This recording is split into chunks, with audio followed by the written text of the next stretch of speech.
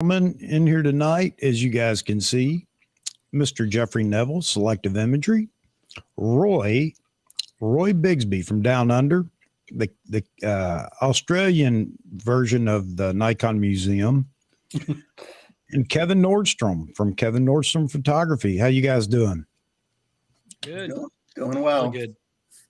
All right. As I was telling you guys, tell the rest of the audience here, man, I had an issue trying to get Restream up and going. I'm not sure everybody's found us. I really don't know if anybody's found us hardly, because I think there are two of these streams going on right now on YouTube.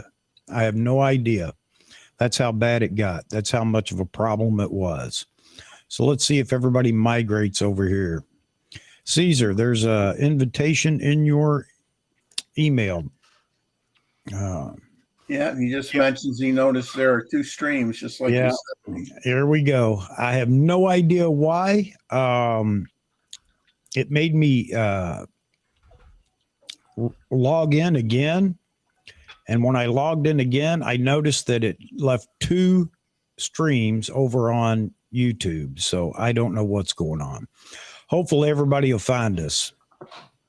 Hello, Albert. How you doing, Albert? How you doing, Gustavo? There's an invite in there for you too, Albert. Maz, would you like to join? If so, just let me know, brother, and I'll send you the link. All right, my M&M sponsorship has not started yet, and that's what I started it for, as you say, Maz. I'll let a few people get in here. Yeah, look, the whole point of these thumbnails is you got to do something so everybody knows. Those that don't know, everybody that's with us most of the time knows we're going to do a live stream on Wednesday. We're going to do one on Saturday. And, so that's simple. But for anybody else, they have no idea. So I have to put a topic in the thumbnail. And tonight was just why I started AP Studios. And we may talk about that for a few minutes up front. But again, I'm open for suggestions, not for the topic. We got plenty of topics. We seem to be able to take care of that with no problem in the stream. And that's why I started AP Studios, just for that reason. However, the problem is it's not very inviting to just put a thumbnail up there that says live stream tonight or live stream today. So I'm still trying to figure this part out. So I got the stream figured out. I just don't know how to get the thumbnail or the advertising, if you will, out there. So I'm open for suggestions from you guys.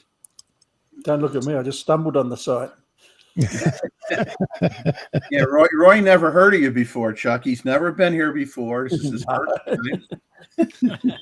Drunk wedding photographer, how you doing? I didn't eat supper tonight, so I'm eating popcorn right now. Of course, that'll be followed by M&Ms. All right. Sometimes it's like going to the movies when you're on this channel, I was actually thinking for a split second over the weekend of Chuck, because I took the kids to see the new the new Super Mario movie in the theaters, and we had just had a bunch of M&Ms and popcorn. And with all the things of M&Ms around me, I'm like, Chuck would be proud right now. I just know it. Absolutely. Right. And after some good salty popcorn, of course, nothing like something sweet to follow it. All right. So we got about 15 people in here. I have no idea how many people are actually going to show up tonight. And it may be because we have two thumbnails up. Thank you, Restream. Appreciate that. It's like double mint gum, double the pleasure, double the fun, right? Yeah. Jeff and Leslie says he ate way too much today. Need to go hiking tomorrow after church to walk off all I ate today. So I thought the overeating is supposed to be for tomorrow. Right. Yeah, I hope everybody's going to have an enjoyable Easter Sunday. Back in 1 minute. All right, Roy. Yeah, you're right, Maz. I do not approve of M&M pricing at theaters. You're absolutely right.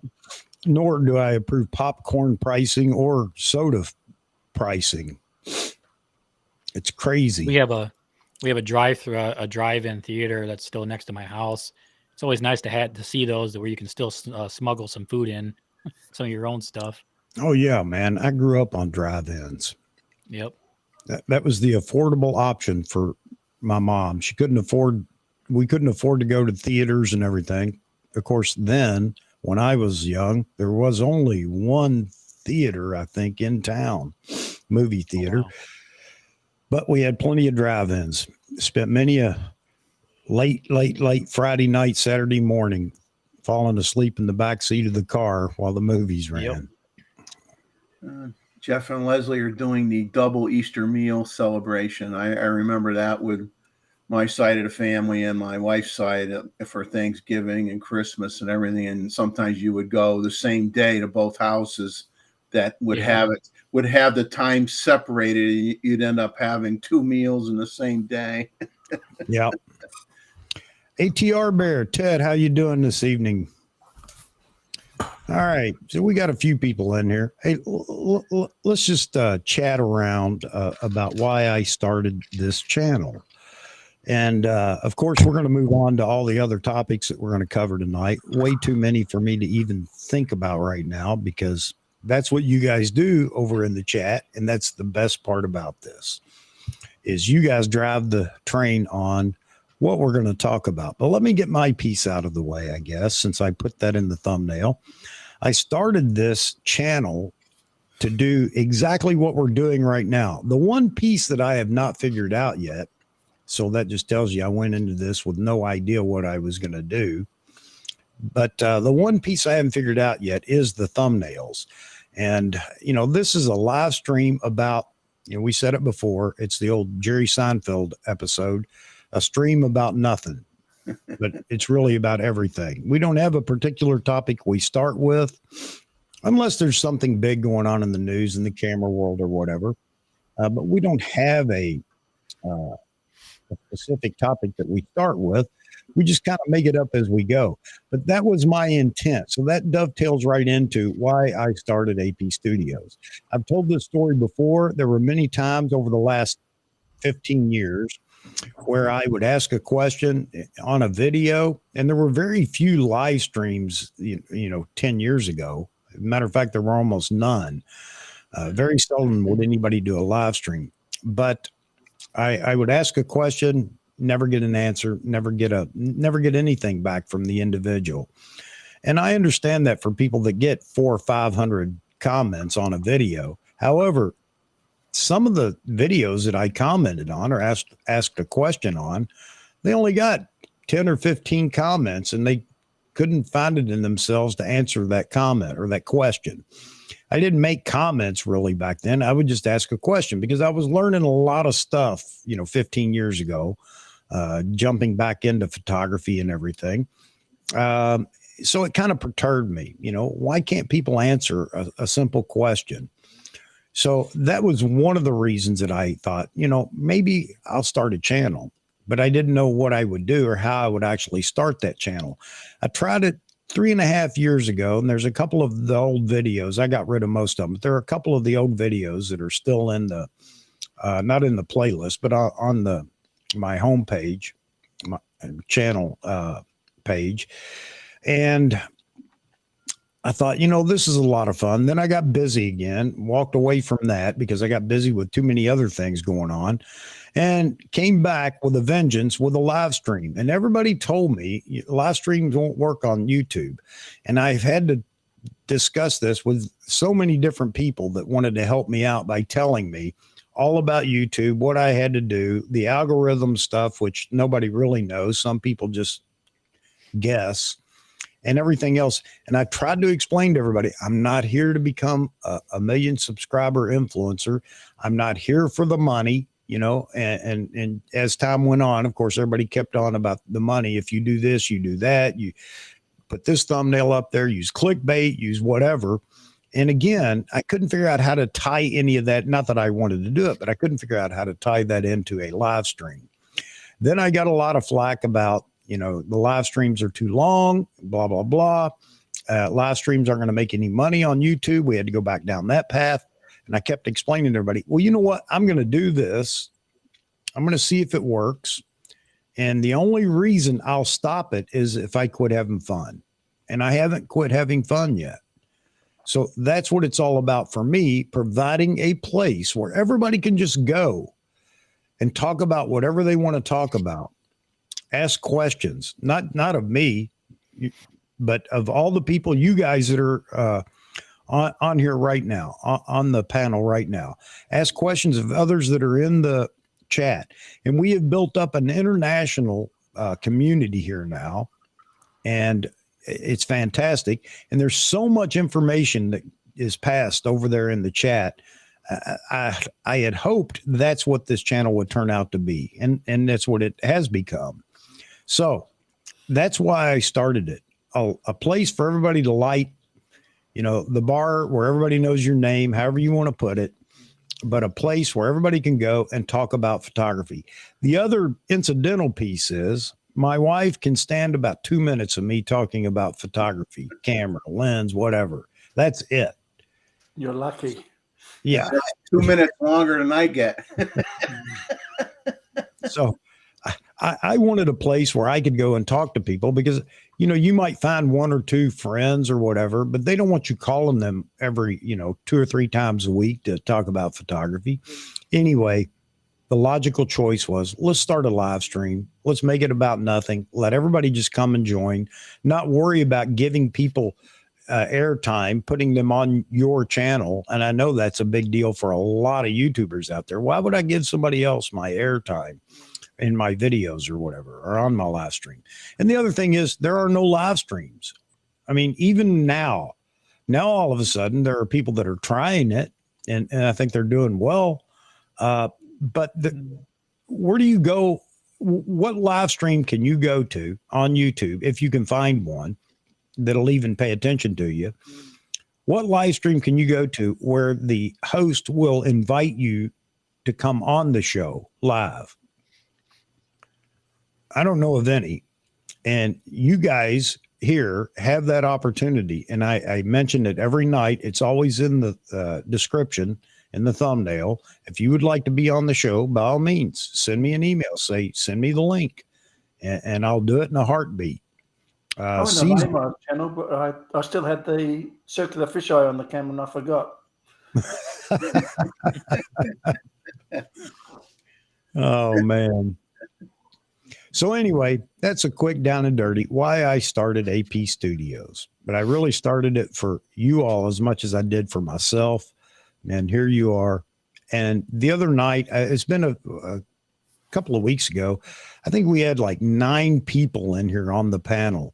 And it was just going crazy, and in a good way. I mean, there were so many conversations going on, and it was a lot of fun. And I thought, man, this is exactly what I wanted this to be. I would like to just step back and let the conversation go. I've said that before, and we're getting closer and closer to that because we have a pretty good base that comes and hangs out with us. You guys are the reason for the channel. And there it is in a nutshell, why I started AP Studios. All right. So that's it. Well, I appreciate that, Gustavo. Gustavo, you got a link too if you wanted to join tonight. So now on to better news.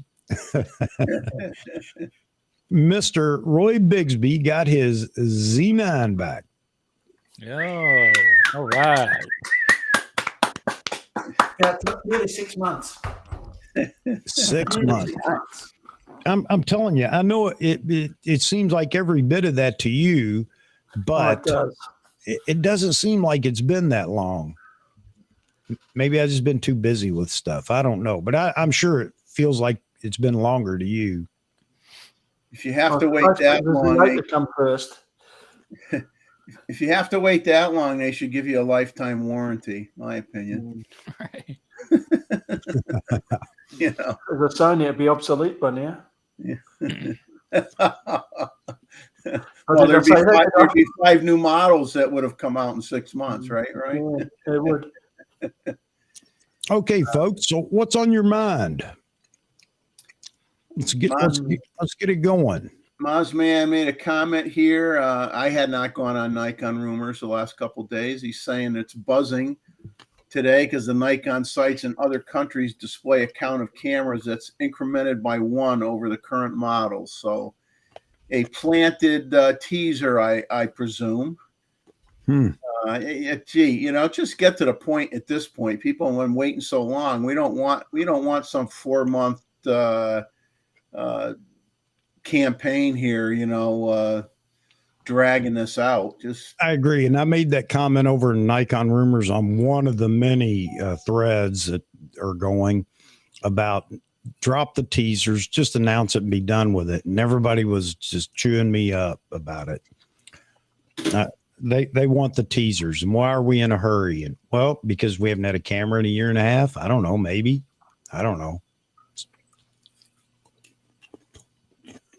Yeah, if you had something that came out, a couple months ago, and this is the next one coming out, then okay, maybe, but that's not what we're dealing with here. So, good evening, Joe. How you doing? Joe Stroud just joined us as well. Philly boy, talking about your camera there. 6 months is unacceptable. I would agree with that. Yeah, that's pretty long. I fixed it after 4 months, but I kept having to send it back because I didn't fix it properly. Oh, okay. You should have told them you got enough spare parts, well, you'll just fix it yourself if they can't do it. Also, it's more modular. Medium format, you just take the back off and put it on another one. I'm sure there's a YouTube video out there somewhere of the Z9 being taken apart. There is. Yeah, there was one. That was last year. Yeah, last year, I think, wasn't there?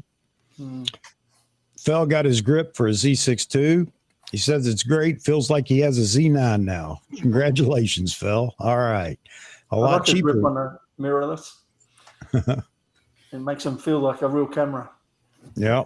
And the battery doesn't die halfway through a shoot. Carl McNeil says the 2-600 is supposed to come out soon. Can't remember their source. Yeah. I don't know. That's another word I'm getting tired of, or set of words, coming out soon. Clarify that.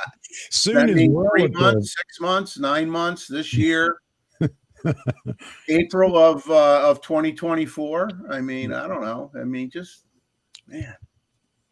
Yeah, Jeff and Leslie. Jeff says he quit commenting on Nikon rumors a while back. Got tired of getting hammered for anything that is not glowing accolade for all things Nikon. I agree. Yep, I hear you, Jeff. But you know what? Peter's doing a great job over there. All he has to do is turn the zoo loose and let them go. They do have some moderators in there to at least keep it somewhat civil.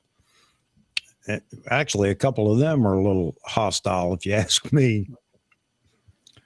That's what I like about this channel. It's nice and civilized, and you can talk about things without getting jumped on. Yep. How to Fly. Yeah, that's the guy. That's it. Mozman's all over it. That's the rumor. That's the source for the rumor. And he just made a tweet or a Instagram post or something, some social media platform post is all he did. Yeah, he hasn't been overly accurate. I mean, he's just someone out there. Twitter. Stirring the pot. Yeah. Clickbait. Yeah. Well, there you go. Philly boy says, since I don't have a new Nikon to buy, I keep buying new watches. This was not the original plan, but Seiko loves me.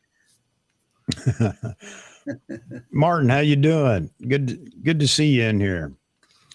Hot Rod in Daytona says soon equals this decade. There you go. It's so true. And then somebody mentions that over in Nikon rumors. So I haven't checked it for the last couple of days or so either. But I know that the last time I was in there, somebody said it's coming soon. And then, of course, all the other haters jump in. Well, you won't be able to get it for a year, and it'll be 2 years before you see one. It's like there's just no hope over there in those threads.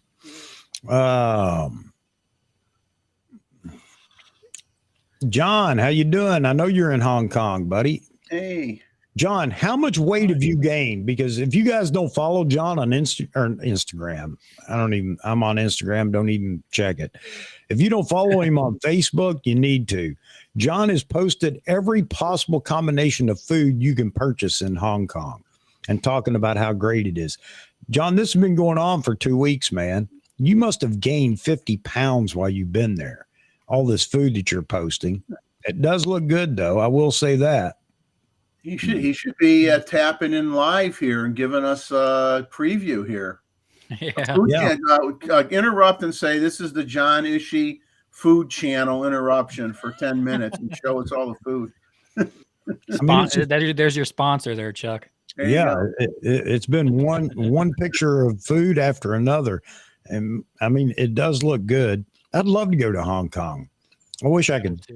I'd love to travel over there, spend a couple of weeks. And love all the other photos too, John. Appreciate you posting those. Mega Briar Patch, Twitter tweeter. Yeah, that's who it was. How to Fly. That's it. How you doing, Briar? Good to see you in here as well. What'd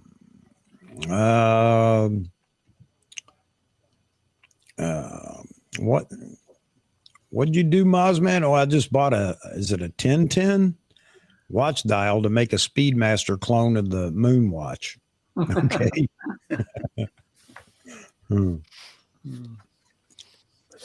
Oh. If you see me bobbing and weaving, it's not because I have some kind of medical condition. I just have a dog that decides that every time Chuck is on, it's ball time. And so she drops it at my foot. I got to bend down, pick it up and throw it. And if I don't, you're going to hear her crying and whining the whole show. So I got to do a lot of bobbing and weaving like a football player. My cat will be in here before long, meowing. He wanting to go out. No doubt about that. Seth, you haven't used your Z9 in 4 months. Well, everybody here will tell you that I haven't used mine either because I haven't posted anything. Too lazy or busy with other cameras. I'm too lazy or busy with other stuff, so it's kind of similar. Time to use it in the next month for AP Studio photo review. Yeah, man, get out there and use it. Use whatever you have or submit something. Just jump into the photo review. Martin says he's just passing through way late night back in good old Germany. All right. Enjoy yourself, Martin. Munich's nice. I like Munich. It's nice and peaceful there. Yeah. Nothing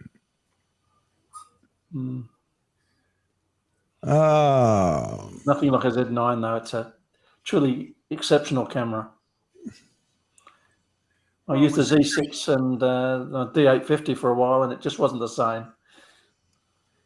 Well, it was interesting. I watched a video today. Dwayne Patton tried out borrowed a Z9 with a 500 PF recently for a video, and had some really interesting shots of birds that I don't see in the U.S. and he liked it. He got some real good pictures, and he enjoyed the camera, which was nice. You know, someone that didn't do a review on it, but at least had an enjoyment of using it for the day, which was nice. You know, I mean, the video makes people like me look good. Yeah, wish more people could do that and just be, be able to try a different brand and not just look at ways to beat up on it. Yep, absolutely. Hey, Wayne, you got an invite in your inbox as well if you want to join. What's up, Wayne? He's just getting his day started. Yeah, saying morning all. So, I mean, I wish it was morning. I'd be getting ready to midday here. Get the food going for Easter. Right. Miserable weather here today. We've got winter back again. Oh, yeah. You're going into winter, aren't you? In fall? Or outside. I'm not going out the house. So did the rain get to Connecticut yet, Chuck? It's been raining here all day. No. South Carolina. Heading your way then. I know it's been raining there all day. You're close enough to Augusta. and I've been watching. I got up early this morning to watch the finish of round 2 for the Masters, and then watch the start of round 3, which they curtailed. They'll have to finish it in the morning before they start round 4. I don't know if anybody cares about the Masters, but I do.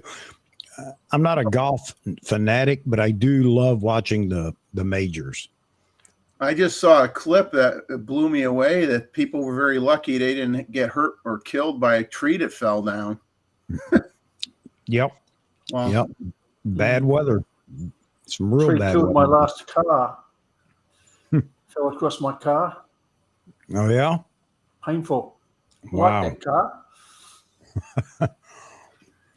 Anita, I'm jealous of you. You photographed 44 wild horses and saw close to 50 deer. I probably haven't seen 50 deer in my whole lifetime, never mind at once. I don't think I could handle it. I'd probably have a heart attack. Wild horses, man, that's cool. Photographing wild horses. Some fantastic photos that come out of that. Mozman's happy no rain there for a while.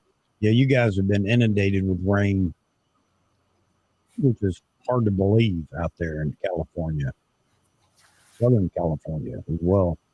Well, if you can't have a fire there, you got to have a mudslide, one or the other.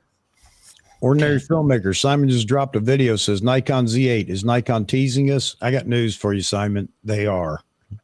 Well, I don't know if it's Nikon, but somebody's teasing you and the rest of us. I'm to the point now where, yep, I'm waiting. Just waiting for something definite. I mean, we pretty much know what it's going to be. We may not know the second camera, but I'm sticking with the Z6 III as the second full frame body. I don't think Nikon's going to pull anything crazy. If it's a full frame body, I don't know what other body it would be.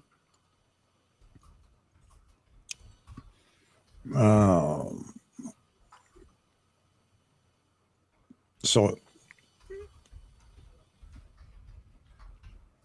yeah, Jeff sent a comment earlier saying he had filmed an owl nest with babies in it. No wild horses around here. We've got deer up in the Dandenongs here. It's strange. Someone must have released some. They look like funny shaped kangaroos. There you go, Roy. Do the kangaroos dress up like horses? I don't know. Everyone hyped with the Z9 here. I just upgraded the F6 from the F5 and to the DF from the D200. There you go. I like the DF. It's a very underrated camera. What's that thing? What's that, about 16 megapixels, I think? Yeah, about 16. Something like that. It's basically D4 without the video and a few more features dropped off. Yeah. Bad, not very good AF, but a very good camera. Lovely images.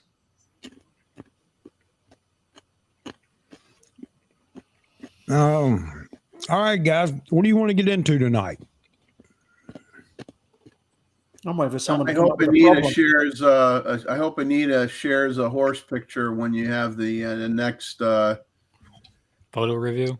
Yeah, the next photo review. Share a nice wild horse photo with us. That would be great. Joe, are you busy tonight? Joe Man's Land, would you like to join us? Just let me know if you do. Mm-hmm.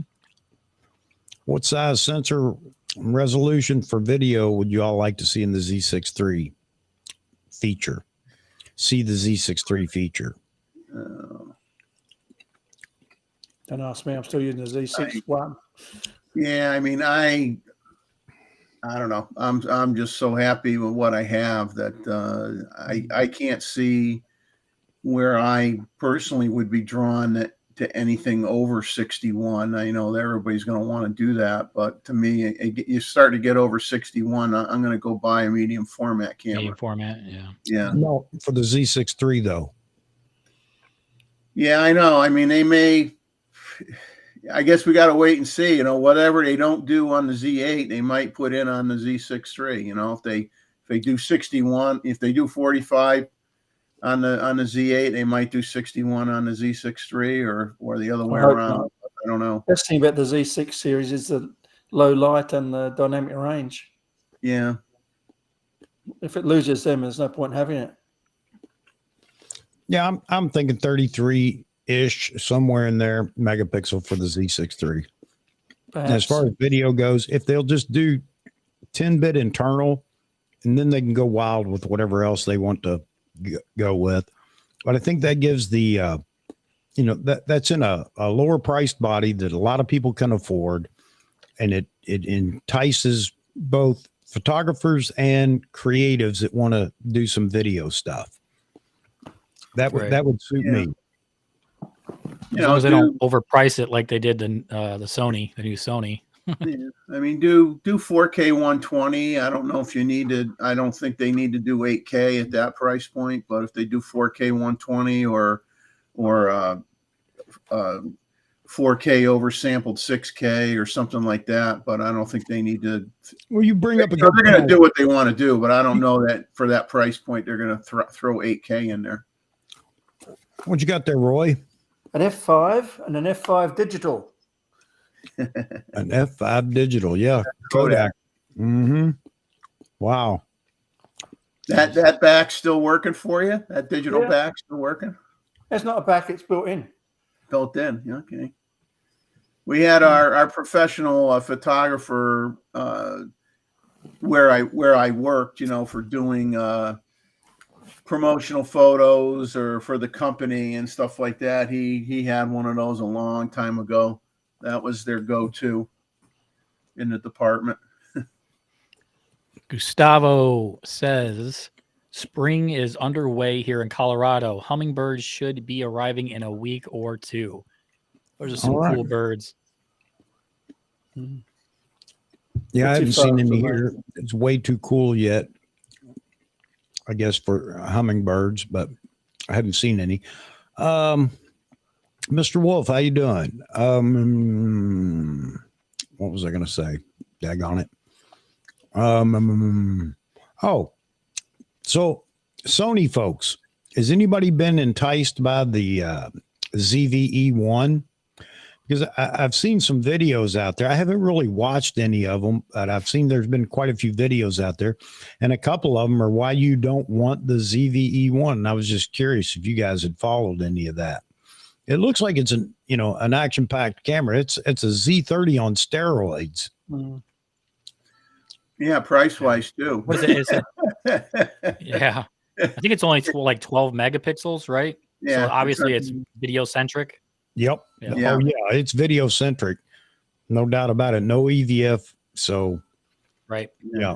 Not that you have to have that nowadays. Seems like so many people just hold the camera out and use the LCD, but still, no EVF. So yeah, it's pretty much video centric. I just wondered. Phil says a lot of people are complaining about it. Yeah, I haven't watched any of the reviews or any of the videos where people are talking about it, but like I said, a few of them said why you don't want it or something like that. Wayne says it's an FX3 on steroids. Yeah, I guess it would be since it's full frame.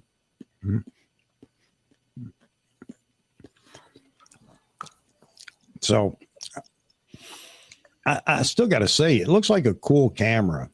Yeah, let's strip price away from all camera bodies for a minute and just think about, what cameras out there are nice cameras.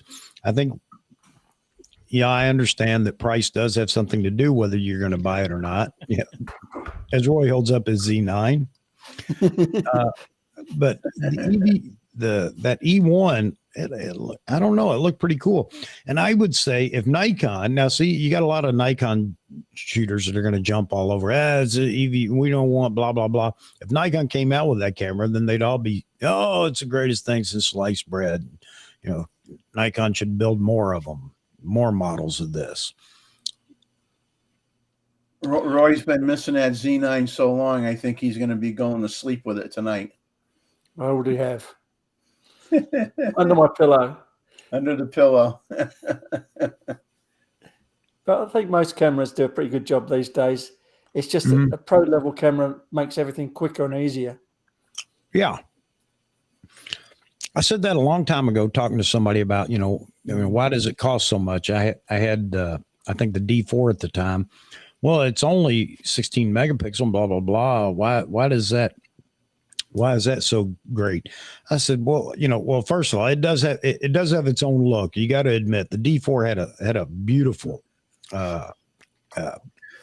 color profile, but, you also have the access to all the major settings that you want to use when you're shooting without having to dive into a menu. And I think they had a D5100, the person that I was talking to, and they wanted to know why the D4 was so expensive. So anyway, I said, well, here you go. If you want to set this and to be fair, the guy had no idea what I was talking about. So he wouldn't need a D4 because he doesn't change the settings. There you go. It's all the buttons that make the difference. You need those buttons. Yeah. Otherwise, you have to go through menus and crap like that. I mean, hey, some people never take the camera out of P mode, right? They just leave it in program mode and they just let it do all the let it do the thinking for them. Aye.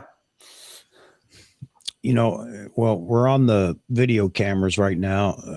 Mr. Wolf says, I totally agree. Nikon should come up with, where are we at? Come up with a dedicated video camera.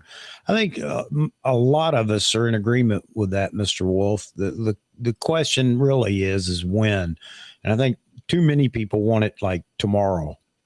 Forget about the stills cameras. We want that now. I don't think that'd be a good move by Nikon, but who knows what Nikon's going to do. If Roy can't get his camera fixed in six months, takes 6 months to fix his camera, then hold your breath on the video camera. Yeah. I've always had two bodies for every camera I've had till I retired, and it's a shock. I've never been without a camera like that. Yeah. Ma says you can't compare Sony and Nikon and complain that Nikon can't match their variety. Yeah. Well, that's something that Sony has in spades, don't they? Variety. Nikon lenses are better for video than the Sony ones, though, I think. I can't, I love Nikon's glass. Don't get me wrong, but I've never compared it to any other. So I don't know. Those of you that have, you might, have your preference or whatever, but I saw somebody in a Canon video the other day talking about how, no, it wasn't the person in the video. It was a couple of the people that were commenting saying, you can't deny Canon's glass is the best glass out there. And I thought, what a crazy, I wouldn't say that about Nikon. I exclusively shoot Canon and that's just stupid. That's a fanboy for you right there. Anyone. Well, and we got fanboys in all brands, don't we? No doubt about it. So, it's, again, back in the day, Minolta made their own glass, and they had some pretty darn good optics back in the day. And that's where Sony got a lot of their tech from, I think.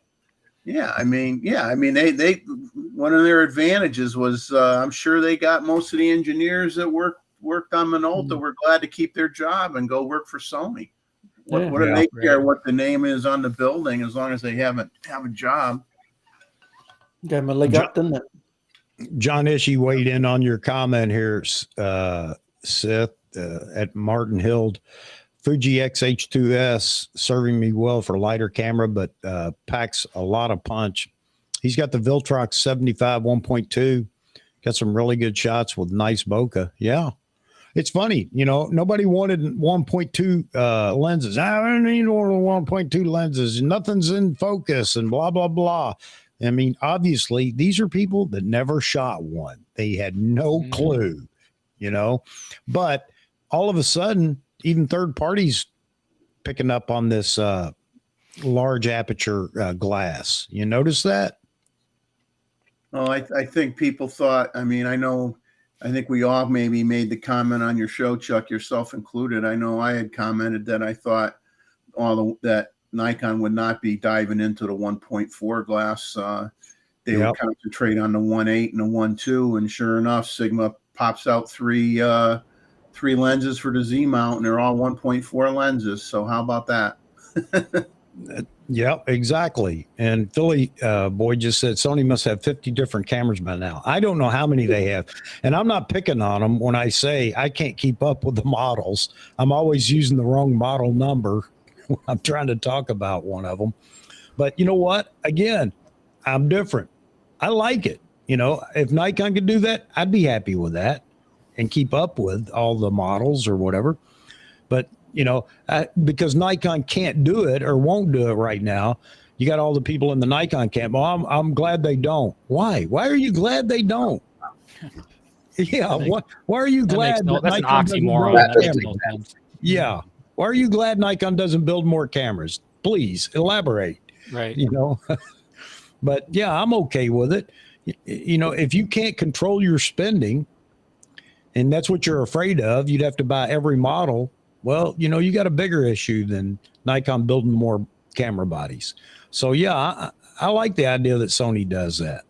Maybe I'm the only Nikon shooter that feels that way. I got a Sony, so I can give my insight on that new ZVE1. Did you buy one yet? Or are you going to? Wayne, you're frozen. Wayne froze on us. Wayne, you froze. He didn't want to answer. He didn't want to answer that question, and he just froze up, just like that. Something prolific to say, and the interweb said, "No, you are not going to make that statement, Wayne." Just like the coming soon. Yeah, it's going to block off anybody on here that shoots Sony. That's it, Chuck. You put the filter in right on your page. Hey, Phil, you know, I'm a Nikon shooter, and yeah, I'd like to have, you know, a bunch of different Nikon cameras too, but yeah, I don't care if Canon or Sony make 10 or 15 different models. And I know that's not really what you're saying. You're saying that you'd rather have those 5 great Nikon cameras rather than 10 by Sony or Canon. I get that. And I'm not. Yeah, well, yeah, there you go. I'm not buying a Sony or Canon camera anytime soon. It's not because they're not good cameras. So before anybody wants to jump on me for that, you know, it's just I shoot Nikon. I like Nikon. I'm sticking with Nikon. However, I'm getting old, Nikon. I may have to go to something else. Oh man. Yeah, that's true. That's true. And that's what I was saying, Phil. It can be hard on the wallet, no doubt about that. But, you know, that's just something we have to manage ourselves. I don't need, you know what? I don't want Nikon managing that for me. All right, Wayne. Yeah. Here we go. You're back. All right. Yeah, let's hear your thoughts on the EV or the ZV1. What did you guys lose me? Did it drop off in the beginning? Right. As soon as we had you on and you said I shoot Sony, then you froze. That was it. Oh, okay. Well, what I'll say to you is that the camera is basically the FX3 A7R5 in that same body. They've taken tech from the PTZ camera. They're using the AI autofocus features from the A7R5. Sony has figured out a way to basically maximize profits from the sensor. The body being small, it's going to overheat when it records in a long period of time. And I think that's what people's talking about. You can't say that the tech in it is good. The PTZ stuff, you've heard about the pan zoom tilt cameras that they have, right? Yeah. It can follow you around the room and so on and so forth, but usually that requires somebody to be monitoring it. But there's another version that they developed that basically you don't have to do anybody, behind with a control. It can just track you the same way as this new camera is doing. So they figured out a way to shove all that inside that camera. And you're talking now at 4 cameras with that same sensor setup. I mean, the low light capability is really great on that camera.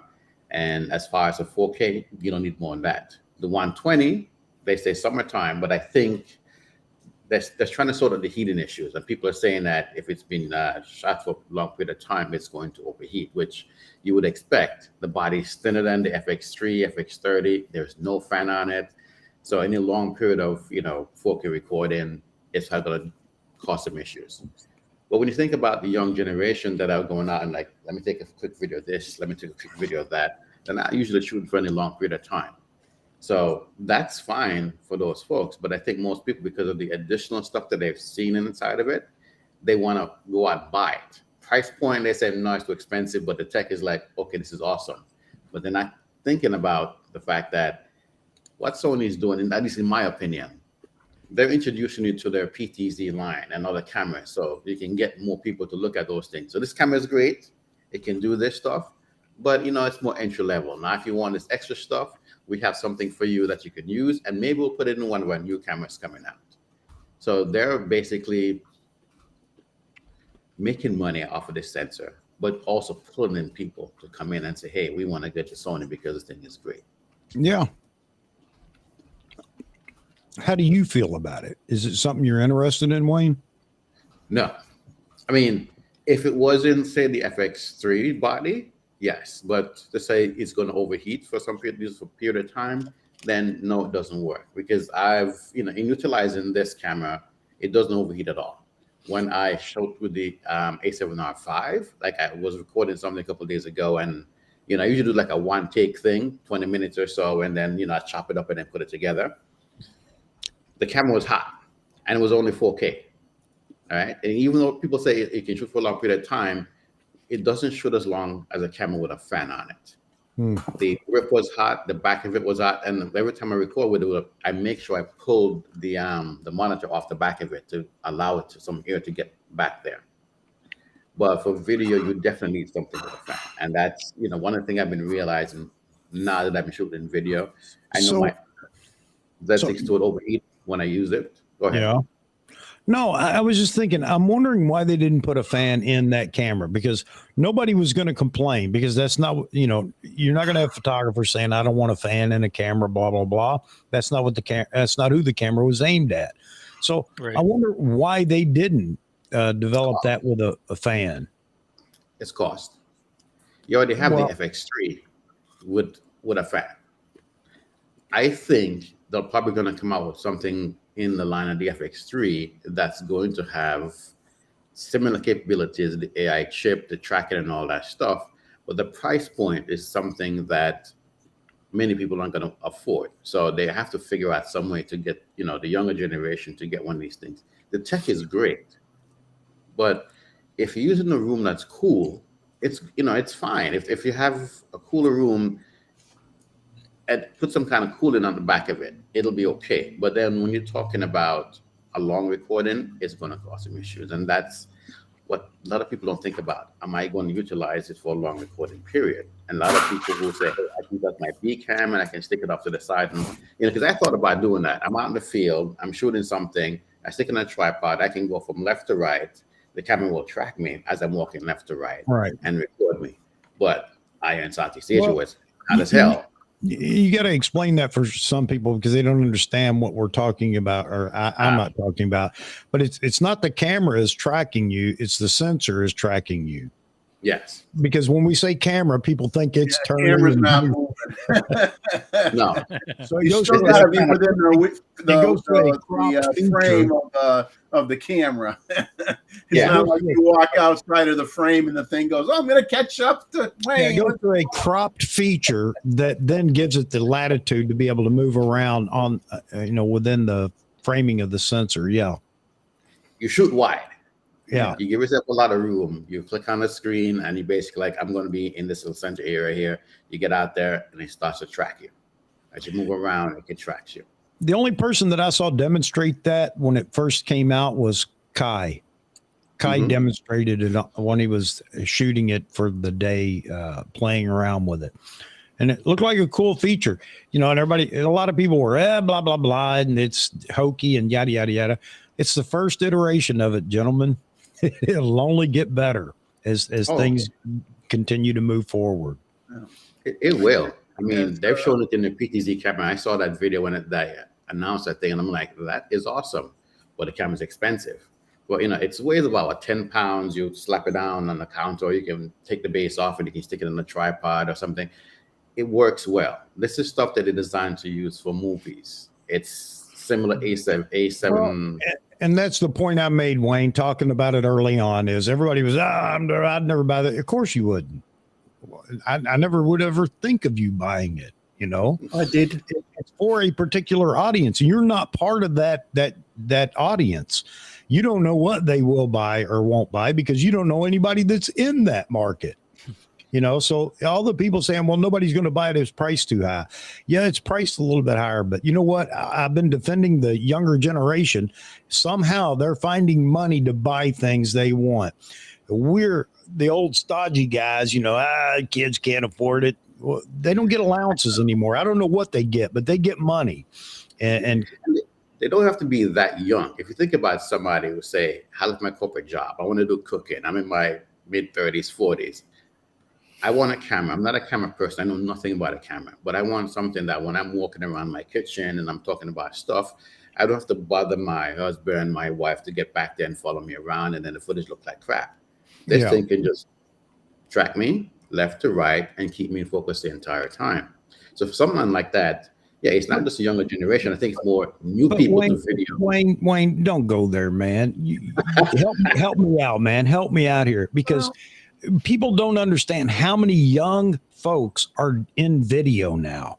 And I'm not I'm not talking walking around that's what everybody thinks. When I talk about youngsters that are into video, they think it's just somebody out there vlogging. No, my stepson just flew out to California with a crew out there shooting Canon and Sony, and did a video. He did one of his videos out there, letting them basically direct it and everything else. It was his idea, blah, blah, blah.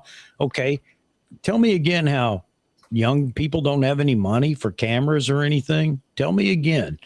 And everybody will say, well, it's just one individual. You can't imagine the amount of these young folks that are doing this kind of stuff. Whether they're renting it, and I think a lot of rental houses are buying some of these things as well. You rent it for a couple of days. You don't have to own it. These cameras are being used by anyone who needs them. If you want something for good production, you go rent to a house. You see people using, what's it called? FX6, FX9 cameras. They understand the tech. They've used it before. They don't own it. They rent it. They make some money off of the film or the video that they put out. And then later on, guess what? They buy it. Well, in his case, it was people that he knows out there that own the cameras and have been doing this, putting these videos, these little shorts together, films together. And I mean, I got to tell you, they're doing a fantastic job. It's very well done. The editing, everything, the audio and everything else. So here you go. These are 20 somethings that are out there doing this. Mm-hmm. Yeah, okay. They can't afford it. I beg to differ. They got it already. Going into a lot of debt though too. To coin they may be, but hang on just a second. I want to answer Kevin's comment here. They may be, Kevin. You may be right, but they're buying it. There's the key. 100%. Yeah. I don't know if they are in debt or not. I think there are a lot of them that are actually making money, not big money, but they're making money with these cameras doing video stuff. And Israel says, is YouTube money?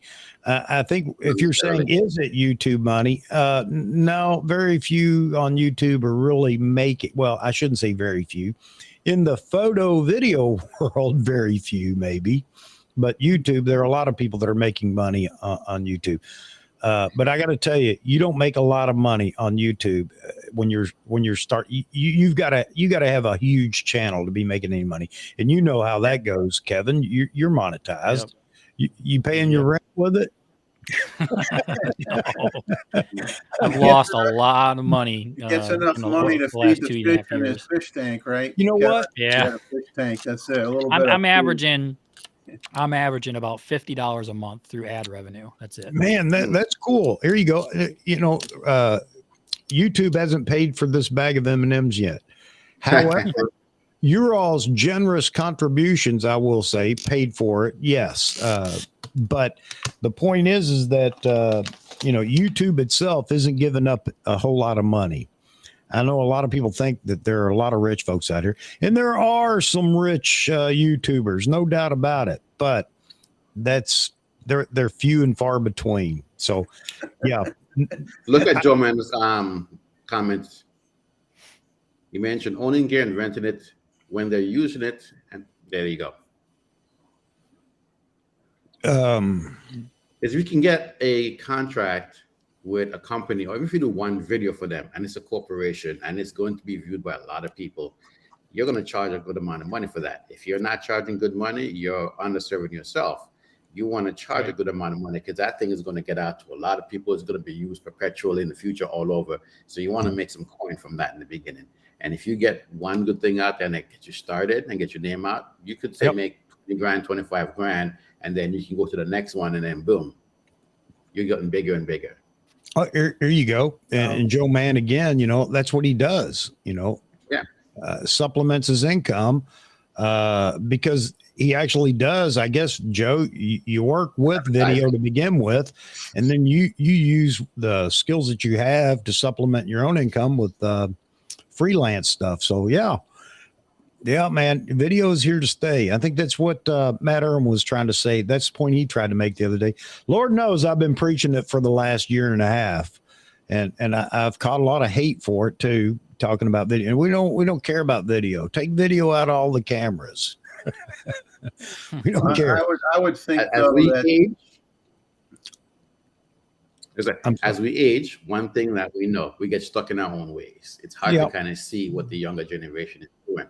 And we forget that we were that young generation that had old people tell us we can't do this. This doesn't work, and so on. Every generation have something that works for them. And when you get older, you're going to look at it and goes like, what is that? That's not how we used to do it. Well, it's new. It's not for us anymore. We are going out to pasture. It's for the new folks to develop new things. But if you can jump into tech and you can you pick your pasture. I ain't going on no pasture. I want to go back to Vitali's comment here, Touch Life Studio. If you guys haven't checked out Vitali, he's got a great channel over there. His reviews are really good. Not just his reviews, they're all quality videos, and his wedding photography. So anyway, he says, good to be back. Sony, I know he meant to say Canon, went with flipping screens for most models. Should Nikon take the same direction?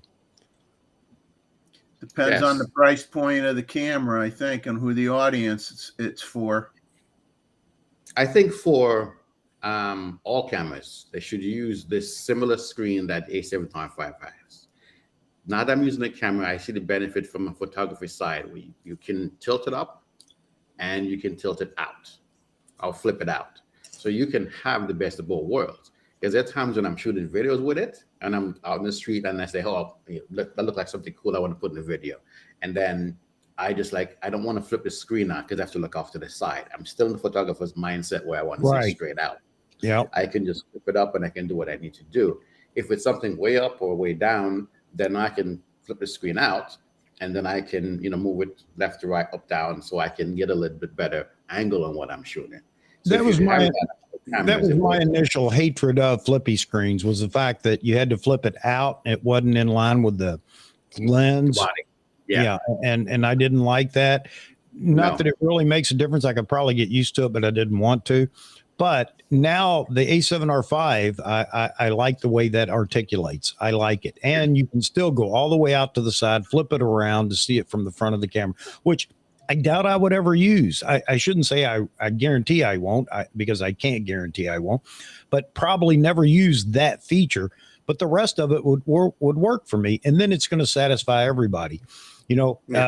Everybody became a little more accepting of flippy screens, not total flippy screens, when the D850 came out, when the Z9 came out, obviously, all of a sudden, an articulating screen might not be bad. And for those of us that have bad knees, are you talking about an external monitor? Yeah, I mean, that's always been available. And we could always do that. But the hot shoe is, if you're doing video stuff, the hot shoe is something you need as well. And of course, you can put it in a cage, you put the camera in a cage. But anyway, all of a sudden, though, even when we got the Z9, a lot of people found, man, it's so much nicer. I don't have to lay in the water to frame this shot. Because of how that screen flips out, right? Slides out. Flip that screen up and look down at it. Yeah, absolutely. Oh, we lost Kevin. So now you're thinking about if that screen on Nikon made for the Z9, it's really nice in how it articulates and goes around. And I like the way they did it because it's more rugged. Right? Yeah. But then looking at the A7R5's one, it's similar design in how they do it. Yeah.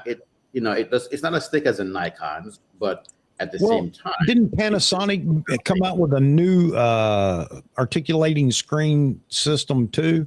Wasn't it Panasonic? I don't remember. Yeah, I think Panasonic had one on. I forget which camera it was. A newer one in the last year. I thought it was. Yeah, it's like S1H or one of those things where it kind of comes off the body also. Yeah, and you can flip it out. The bottom line is you can still keep it in line with the lens or the sensor, and that's what I liked. Anyway. Yes. All right. That's a little different there. Yeah. Yeah, and that's exactly what we're talking about. As long as you can keep it in line and flip it. Now, of course, on all those flippy screen cameras, you can rotate it back around after you've turned it so you can see the screen, but you can't flip it up or down without taking it all the way out to the side. So yeah, Vitaly, I think Nikon's going to put it on everything. So, those that are grumbling about it and say they don't want it, then I don't know. Who doesn't put those flippy screens on cameras anymore? Who? They need to go next level, like the A7R5. Well, I was just gonna say that's where you need to go. I think you gotta just make sure that it's. I mean, a lot of that stuff hasn't been. Well, how do I want to word it? You want to make sure that it's a rugged enough design, or it's been out long enough where it's proven itself that it can handle the worst conditions. If you're going to put it on your upper tier camera, that's all I have to say. Yeah, well, I'll leave it at that. The Z8, I'm sure, is going to have it. I'm absolutely sure it'll have it. I'm sure the Z7 series and the Z6 series are going to have it too. I mean, so if you can't live with that, then, and you're a Nikon shooter, pure and simple, you're going to have to find a brand that doesn't have it. Craig C's saying the A1 has no flippy. Of course, that's a kind of unfortunately, I guess that's considered an old camera at this point, even though I don't really think of it as being that old. But yeah, that was in the Sony lineup. I guess it would be considered old. Yeah, that camera is more photo based and video based. It's their flagship, but it's not. It's more for speed and photo shooting. While it can do video, they didn't design it with a flip screen at all. Mossman says, get rid of the screen altogether. Let me get the film camera. Yeah, I believe that, Vitaly, I believe that all the cameras coming out from this point forward are going to have it. Nikon's been raked over the coals long enough for no flippy screen. Canon jumped on board and realized, okay, we're in. I think Nikon's going to do it too. And again, I don't have to manipulate it. And the only reason I wanted a better one is because now they've given us the one on the Z9, which I'm happy with that. But I know everybody wants it to be able to articulate or flip all the way out to the side and rotate forward. So I'm guessing we're going to see it. I can tell you, like right now, at my FX30 here, it loses, if you touch the lens a little bit, it goes into manual focus. And I realized that in the video I did with John, the interview, that it was a bit off focus. I think it was focused on the pillow back there. but I could do a little bit of sharpening to bring it back on us. At least the first one I posted. The second one, I thought we took a break and we got back in. I made sure it was tracking.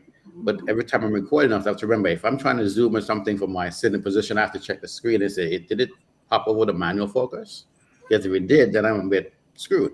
I didn't realize it because then you sit back and you can't see the screen. I've been trying to utilize this without using my external monitors because it works so well. But like when I'm sitting, I'm across the table. At other times in the hotel room, I can be like right in front of the camera with the 11 millimeter APS-C lens, and I'm like right up on, I can see what's going on with just my glasses, and I'm fine. Yeah, that helps. Man, I hope Kevin jumps back in there. I hope he didn't have a catastrophe over there. Might have had something to do with the kids. Had to take care of the kids. Yeah, I think we're going to see articulating screens. I don't know to what type or whatever, but I think it's inevitable. It's going to happen. I just wish they would come out with something, man. I think we never would have thought we'd be in April and still not hearing anything. Yeah, other than the coming soon. Yeah. Me either, Jeffrey. Me either. But then again, I've been beat up so much about that or ranting about it that there is no reason to rant anymore. At Nikon, you know what you're doing, and it may not be good what you're doing. So, have at her, buddy. Have at it, Nikon. Have at it. You're not helping yourself right now. That's for certain. No. Oh man. I'm thinking maybe right around NAB we will hear something. So let's see if that's true. Well, how many times have we said this? I'm thinking at WPPI next year they might make an announcement. Better make a list of every show between now and the end of the year so we can keep bumping it out. Yeah. Exactly. I'm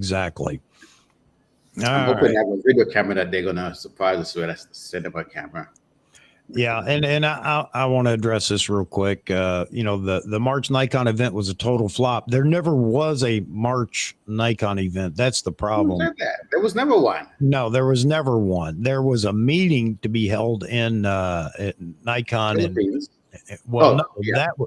There was a meeting at Nikon headquarters, Nikon Corp, that was held, and who knows what came out of that, if anything. And the event in the Philippines. Here's the key, guys, and this is what when I make my predictions of what I think, I'm looking at all the evidence that's out there. But when the Philippines didn't immediately retract that was a giveaway. It's nothing. Yeah. That was a dead giveaway. That was a nothing event. So there was never any scheduled event for camera or anything like that. Just to make sure everybody knows that bit of information. It's just like the firmware updates for the Z6 II and Z7 II. Nikon never said we're going to give you an AF update on the Z6 II or Z7 II. And let's face it, that's what everybody wants.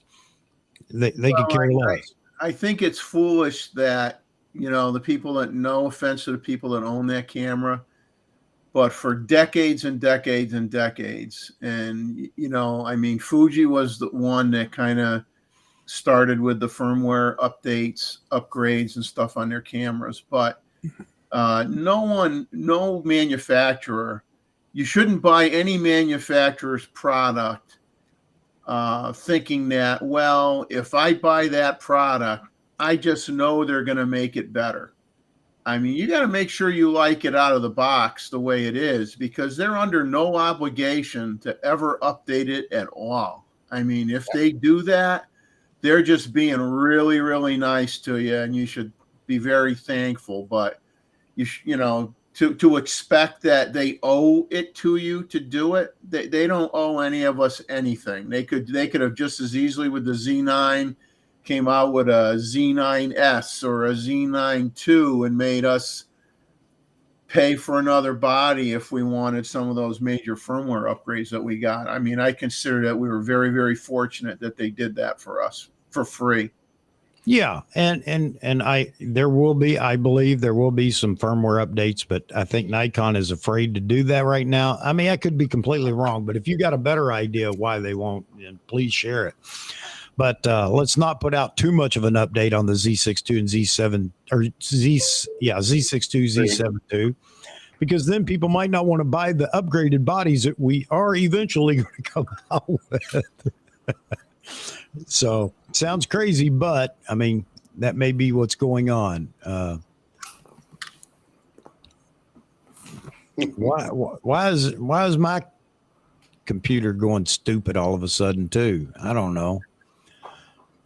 Miles trying to get a new screen.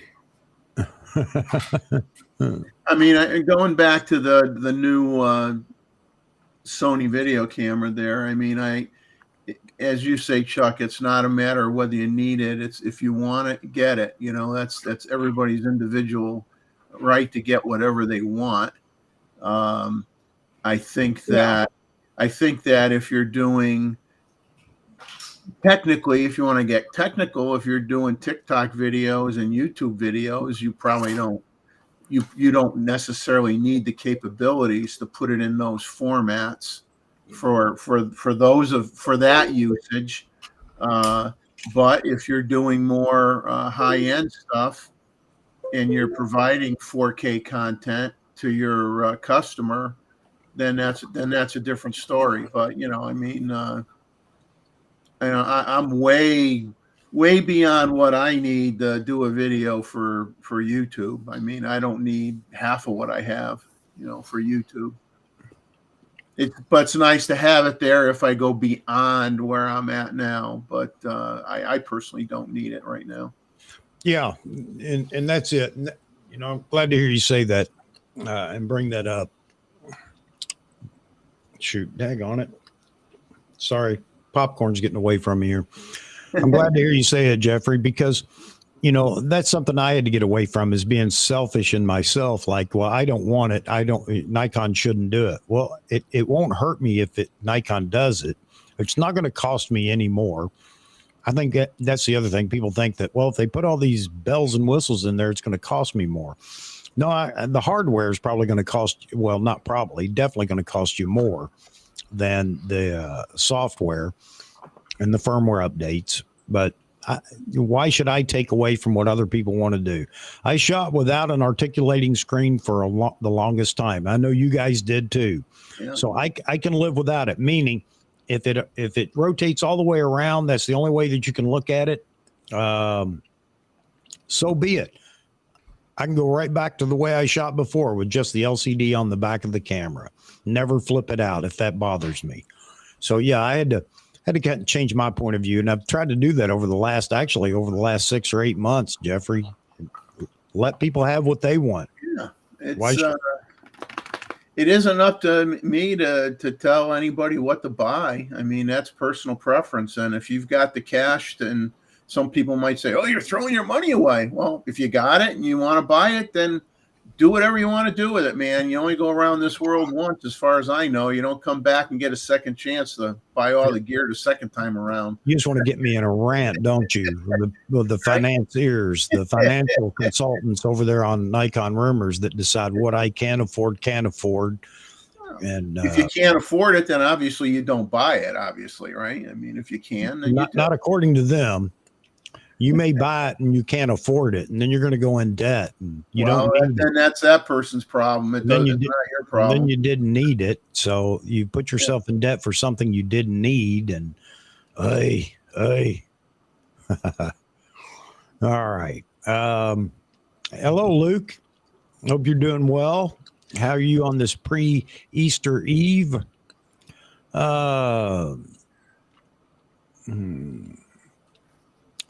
So VN Lab says there could be a computing issue limitation with the Z62, Z72 for any meaningful update. You know, that was the reason for putting a second processor in it. You know, it's got 2 XSpeed 6 processor. So we can only imagine that they had intention the intention of being able to pump it full of a lot of firmware updates if they wanted to. I don't know if the pipeline will support it. But two XSpeed 6 processors should be capable of handling a pretty heavy load. Look at what the Z6 got with one XSpeed 6 processor, and I'll tell you, here it is, right here. It's fantastic in totally changed the camera. Yeah, Totally I mean, it. It's fantastic. Could they do the same with the Z6 II and the Z7 II with the processor? I think that there is a lot more that they can do. I don't know how far they can go. I know they can't give it Z9 like AF. I get that. But we all know that if you put two processors in a camera, it's got to show more capability than what the cameras show right now. I'll leave it at that. I hear my cat. You guys hear the cat? He's driving me crazy. So I'm gonna go. You let mean him a lion? It's a lion, isn't it? That's not a cat anymore. It turned into a lion. He pretty much is. That's why I have to give him his way, or he'll eat me. All right, look, I'm going to go do that real quick. I'm going to warm up my coffee again since I've been drinking more water, and take a leak. All the typical stuff, guys. I'll be right back though, and hope everybody will hang on. Jeffrey. Yeah. We'll try not to sell your channel on you while you're gone. Well, I don't know if you get enough money. I may, will. Where do you want the bidding to start? It. Give me the starting bid, Chuck, and we'll get it going. I don't know.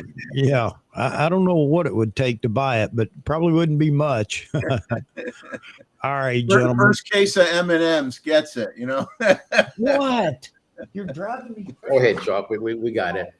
Well, I wonder. I can say for the Z6 II, what I think could possibly happen. We know it can record 10-bit externally. I think the only reason why they haven't enabled it internally could be heat considerations. But if there's a way for them to somehow straddle the processor, do something, because if Canon can do that with the R5 to get rid of the overheating issues, I think the body could handle it to a certain extent. It's inside the camera. They don't have log internally, and I don't think we want to have log internally, but or raw, because raw you have to send off an upgrade to do that. But I think they could turn on the 10-bit internally. How long could it record? We don't know. We'll have to wait and see. Well, I wonder how much when they added the second processor, I wonder how much that gets used to handle now that you had two memory cards and you could be recording both, you could be recording RAW on one and JPEG on the other. That requires more processor speed. And I wonder, if when they added the second card slot, how much of that second processor got consumed to support that second card slot. And just maybe there's just not enough left to do a major AF upgrade, maybe some minor stuff, but just not what everybody is hoping. Everybody's hoping they can turn it into a Z9 autofocus system, and that isn't going to happen. I mean, it's just not going to. If it could happen, it would have happened. You would think by now they would have done something, but I kind of think that for the long period of time that they haven't given it an update, there probably is more that they can do, and they're just waiting to see, can they get out the next generation first? If they have to delay it, then they're going to have to do something, because as it stands right now, Canon is doing it. Sony, though, this is one thing that I've been noticing with Sony. They've been kind of updating their camera. There's the A7 R3 and 4, whichever A version to that. I don't know why the A version. There's something that they changed, but basically it's similar camera. They didn't change the name of it. They just basically, sell us an A version. And most people don't really realize this. If you're going out to buy one, they all want somebody to sell you the stock of the older version. You would know that it's the older version. But for the 5, adding in the AI chip inside of it to make it a bit better, it was not much a significant upgrade. The screen, yes, that's big. But the AI chip also, well, that's also big. But as far as some of the other things you think they didn't change the processor in it, but they're not giving you 8K, 24, 25 recording capabilities. So some of the things I think it's already inside of the camera, but then it's like, how do we get people to spend the same money on the same tech?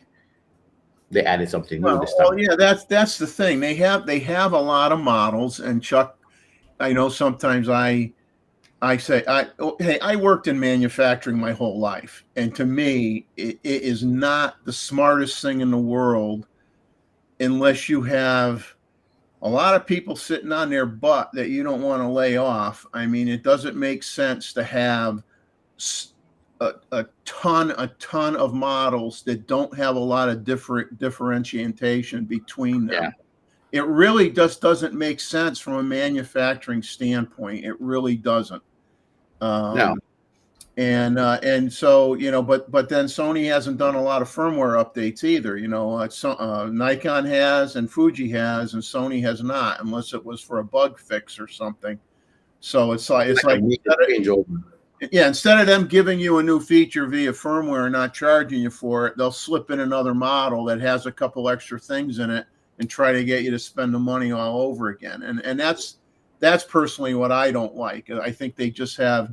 When you have so many things out there, my God, try to figure out which one you need, man. Get out your spreadsheet and say, yeah, well, this one's got this. And I remember even in the old days, a company would come out with one great feature, but then if you read every single thing on the spec sheet, you didn't realize it if you just went by their marketing campaign and they said, oh, we added this and we added that. And then when you got the camera and you went through the manual, you said to yourself, oh, they gave me these two things that are cool, but they took away the one thing that I had on the old camera that I used to love to use all the time. And they didn't say anything about that. They took something away.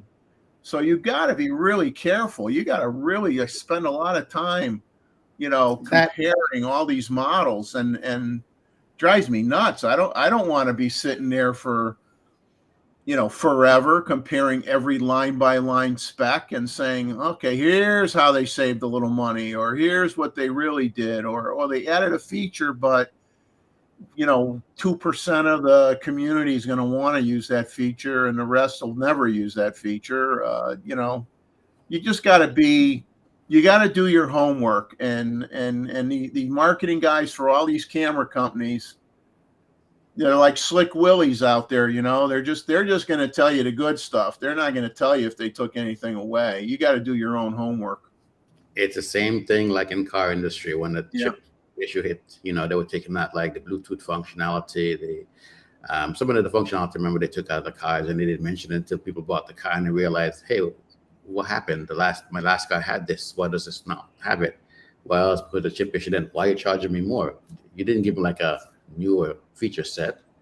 You took away features and you're charging me more money for it. Well, I'll tell you, I've owned a lot of Honda vehicles, and Honda, went with like a tablet, for their nav system or their audio controls and their temperature controls. It's like they got a big tablet sitting there, and so they got rid of their volume knob and their tuning knob on their radio.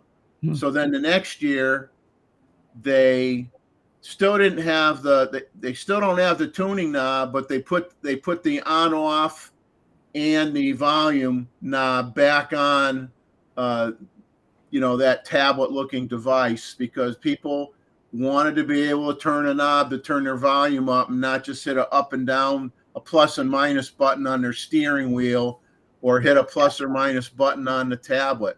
So there's just an example of, everything's better. And then the consumer says, I like that knob. I want that knob there. And then all of a sudden, 2 years later, the knob is back again, Yeah. I remember that very well. Yeah. They want to go like Tesla and do that stuff, but it's like not everybody that are buying your cars, are used to that kind of tablet, utilizing an iPad or whatever. Yeah, they may use it on their phone, but they probably don't like it, but they'll force into it. But now you're trying to force it on the car. It's like a whole no. It's like, I'm used to volume, turn it when I'm driving, not trying to fiddle with the screen. And if I hit it too hard, it goes all the way up or it goes all the way down. Yeah, it's not good. Yep.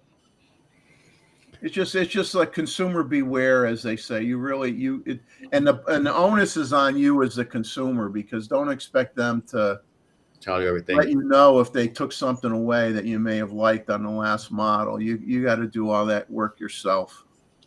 No, J-Rod, we're just talking about how camera manufacturers, and then we just kind of went into how, car people do the same thing as well. Yeah. Yeah, I was, J-Rod. I sure was. Had to take care of the cat and warm my coffee up and take a break myself. You know the deal. And Nican, good to see you in here, buddy. Glad to see you. Grab a water. Oh man. Well, okay. So I've noticed the numbers have been up and down. We're not on anything earth-shattering tonight, that's for certain.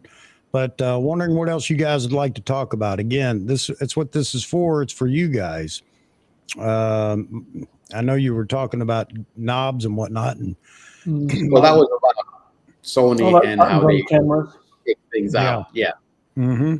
Buy a new camera instead of giving your firmware upgrade to add that thing to that older camera that has been out there that they possibly could, and then we kind of segue into cars and how they do the same thing.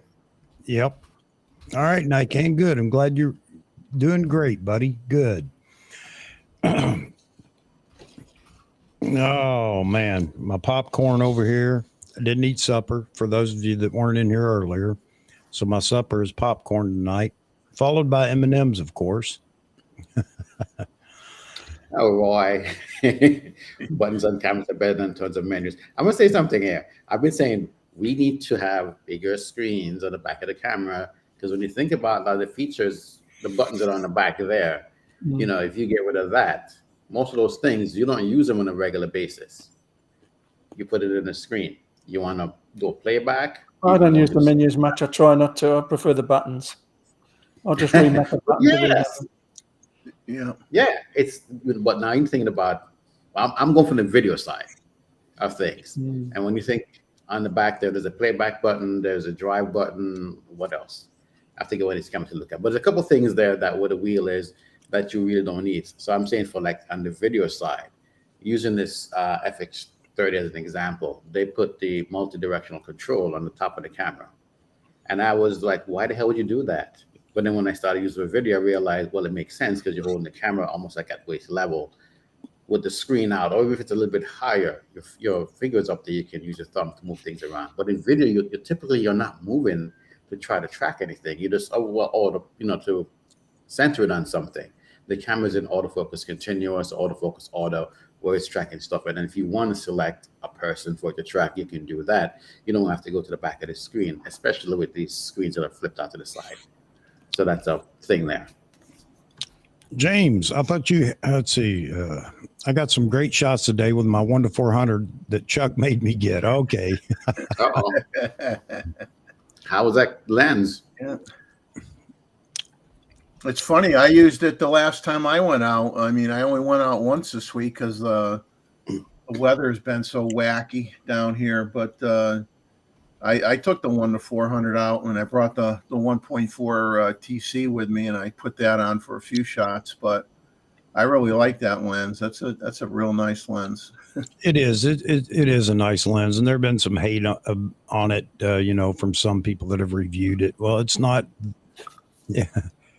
What? Roy doesn't like it. Roy loves it. I didn't like it that much. It's a good lens, but it's a bit expensive for what it is, and I do like that focus is down to 1 meter though. Mm-hmm. Okay. And I went crazy and bought the 2X TC for it. I liked it without the TCs. Yeah, it's much more responsive, obviously, without the TCs. Well, I can't speak to both, just the 2X. It is usable with the 2X, and you get an 800 millimeter lens. Unfortunately, it's at f11. Yeah, you're at f8. If you're at f8 when you're at fully extended there with the 1.4, so somewhat have to have a Z9 reasonable, to focus properly. but not something you're using at half hour after sunrise. I was just looking at that on my screen, and the lens I'm using on my camera is a power zoom. You probably guys notice I've been moving in and out here. I think that's a good lens for people who do video. You don't realize that you need that kind of stuff until you're actually utilizing it, because now you don't have to shift anything when you are, focusing. You can just use the power zoom and keep it steady. Initially, I was like, why? But then it's like, it actually works. Well, that's great. And for all the people that have been complaining about no DX lenses from Nikon, that's great news. I just pulled it up, Maz. I'm taking a look at it here. And I tell you, one thing I thought about, I put in my last video, with Sigma releasing 3 APS-C lens, Nikon is coming with a bunch more. Could we possibly have an APS-C video camera coming from Nikon soon as well? It's only the same thing, like 4 months before they launched this. Sorry, go ahead. I still think they're going to come out sometime this year with an APS-C Pro body. I'm thinking that they will. I think they will. You don't just release lens and just like, okay, we have some stuff that works well, but then now you're doing some nicer things. Something is coming. So what if Nikon does produce this Pro Body APS-C camera, since they're producing some lenses and things like that, but it has no viewfinder? Then how's everybody going to feel about it? Well, if it's a video focus camera, which I think is where that's not what.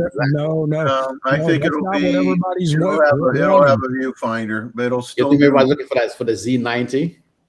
Yeah. Well, or a Z500, whatever you want to call it. Yeah, everybody wants a D500 mirrorless camera, but the D500 was like 12 years in the making, wasn't it?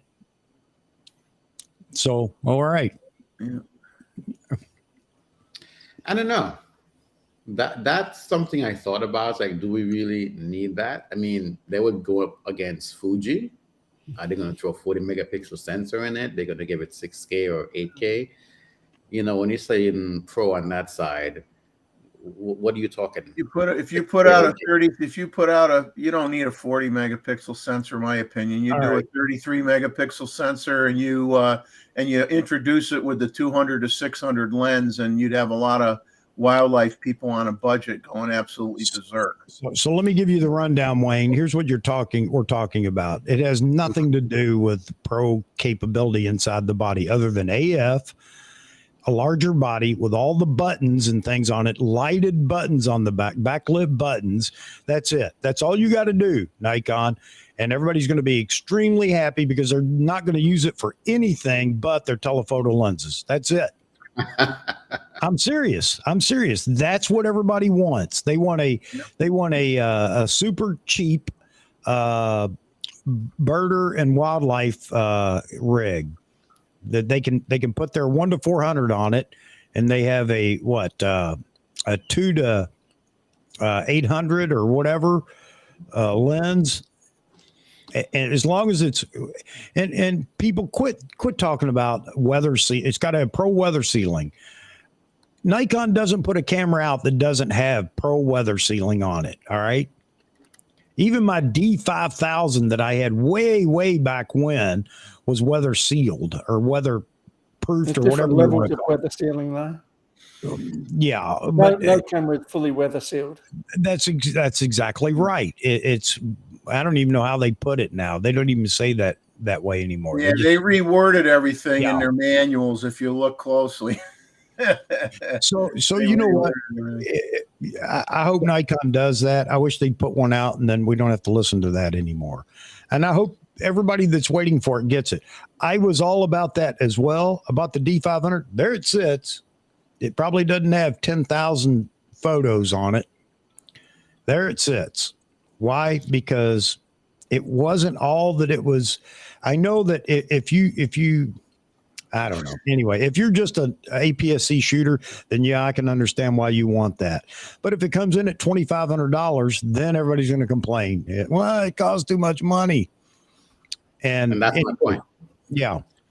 If you want Pro, you're gonna have to, expect that they're not gonna leave video out of it. They're gonna put video inside of it, Oh yeah. and add in some of the other things as well. So the price is probably going to go up. I mean, realistically speaking, 1,900, 2,000.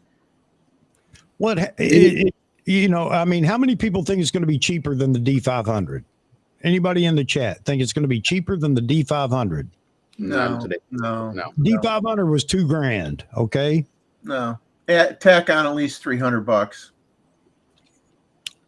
And maybe not as robust as you think, just to keep the price down to that even. I don't know. I hope Nikon does it.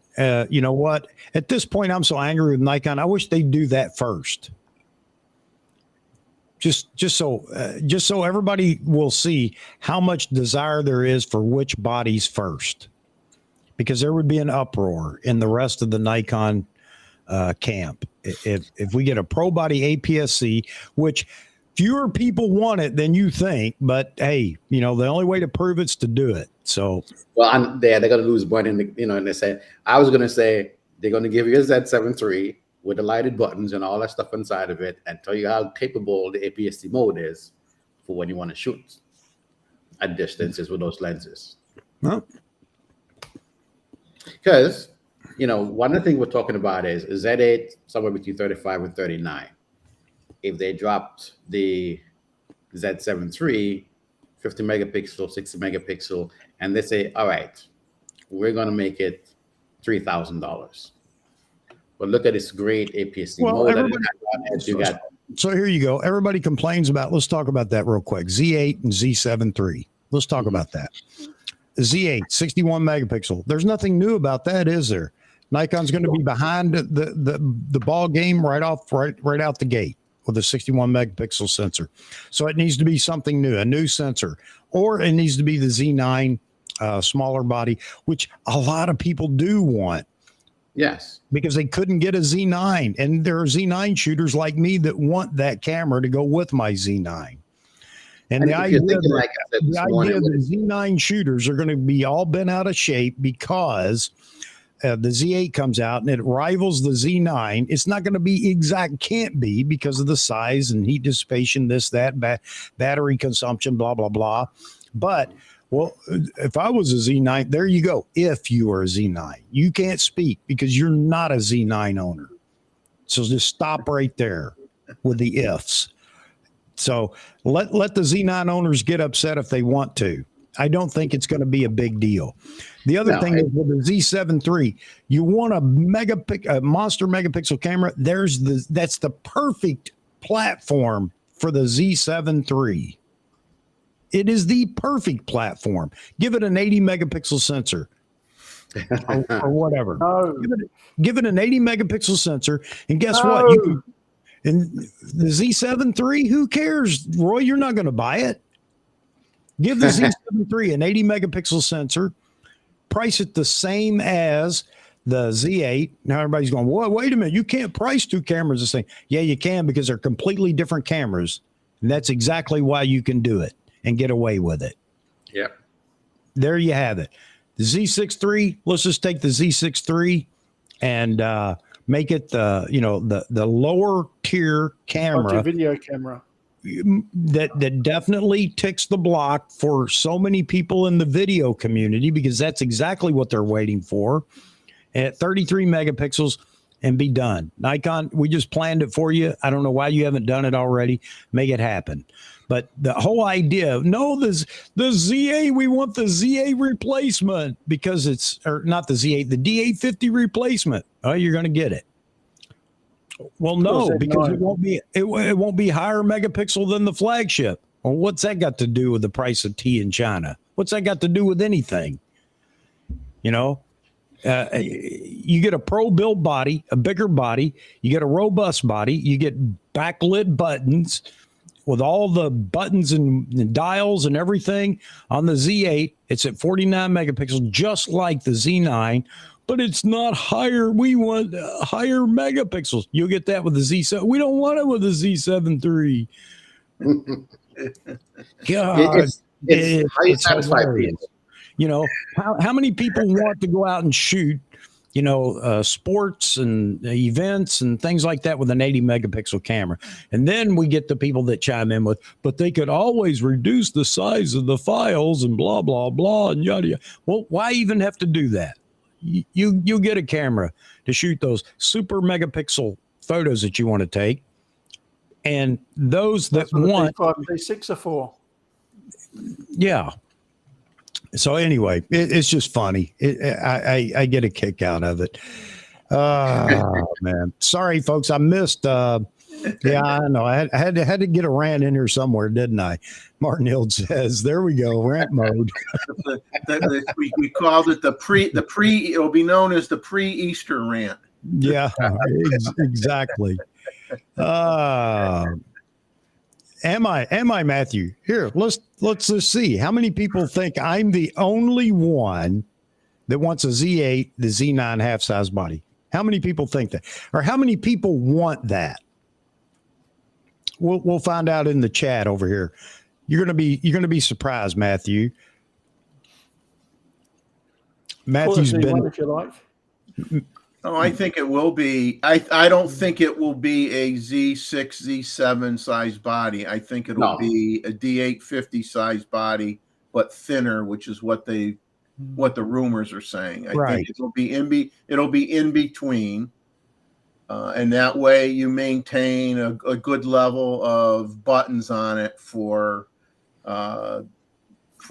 those of us who like buttons. And I agree with Roy. I'm a button person too. I don't want to be sitting there scrolling through menus. That's horse pucky. I don't have time for that. Takes too much time.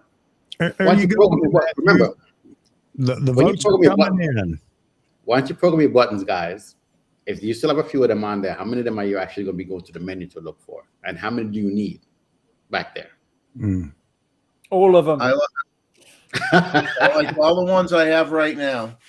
And a few Where's your more. camera? Any more? I don't need any more. I don't want any less.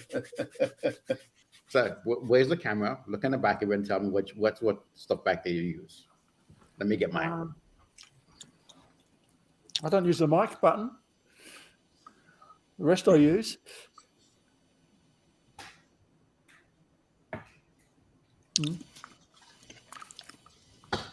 He wants to know what buttons we don't use. I use them all apart from the mic button. My camera here. Let me see. What's it? The Z9, right? On the bottom there, that's the mic button. And what else? At the bottom, you got a bring them up, Chuck. Make him bigger. Mic button, a quality button, a white balance button. Okay, so the quality button could go where? How often do you use that? Well, the quality button basically shows up in your in another display anyway. Right. In the I menu. It's in your I menu, so you don't really need to have the quality button because you already have it in the I menu. Exactly. And the same thing with the white balance. You could put the white balance in there too. Yeah. But I still kind of like to have an instant white balance button, but the qual button, I don't need that. Right. So some of those buttons I'm saying back there you don't need because they're going to be in the I menu or they're duplicated in the I menu. That's slower though. It's quicker to have a button.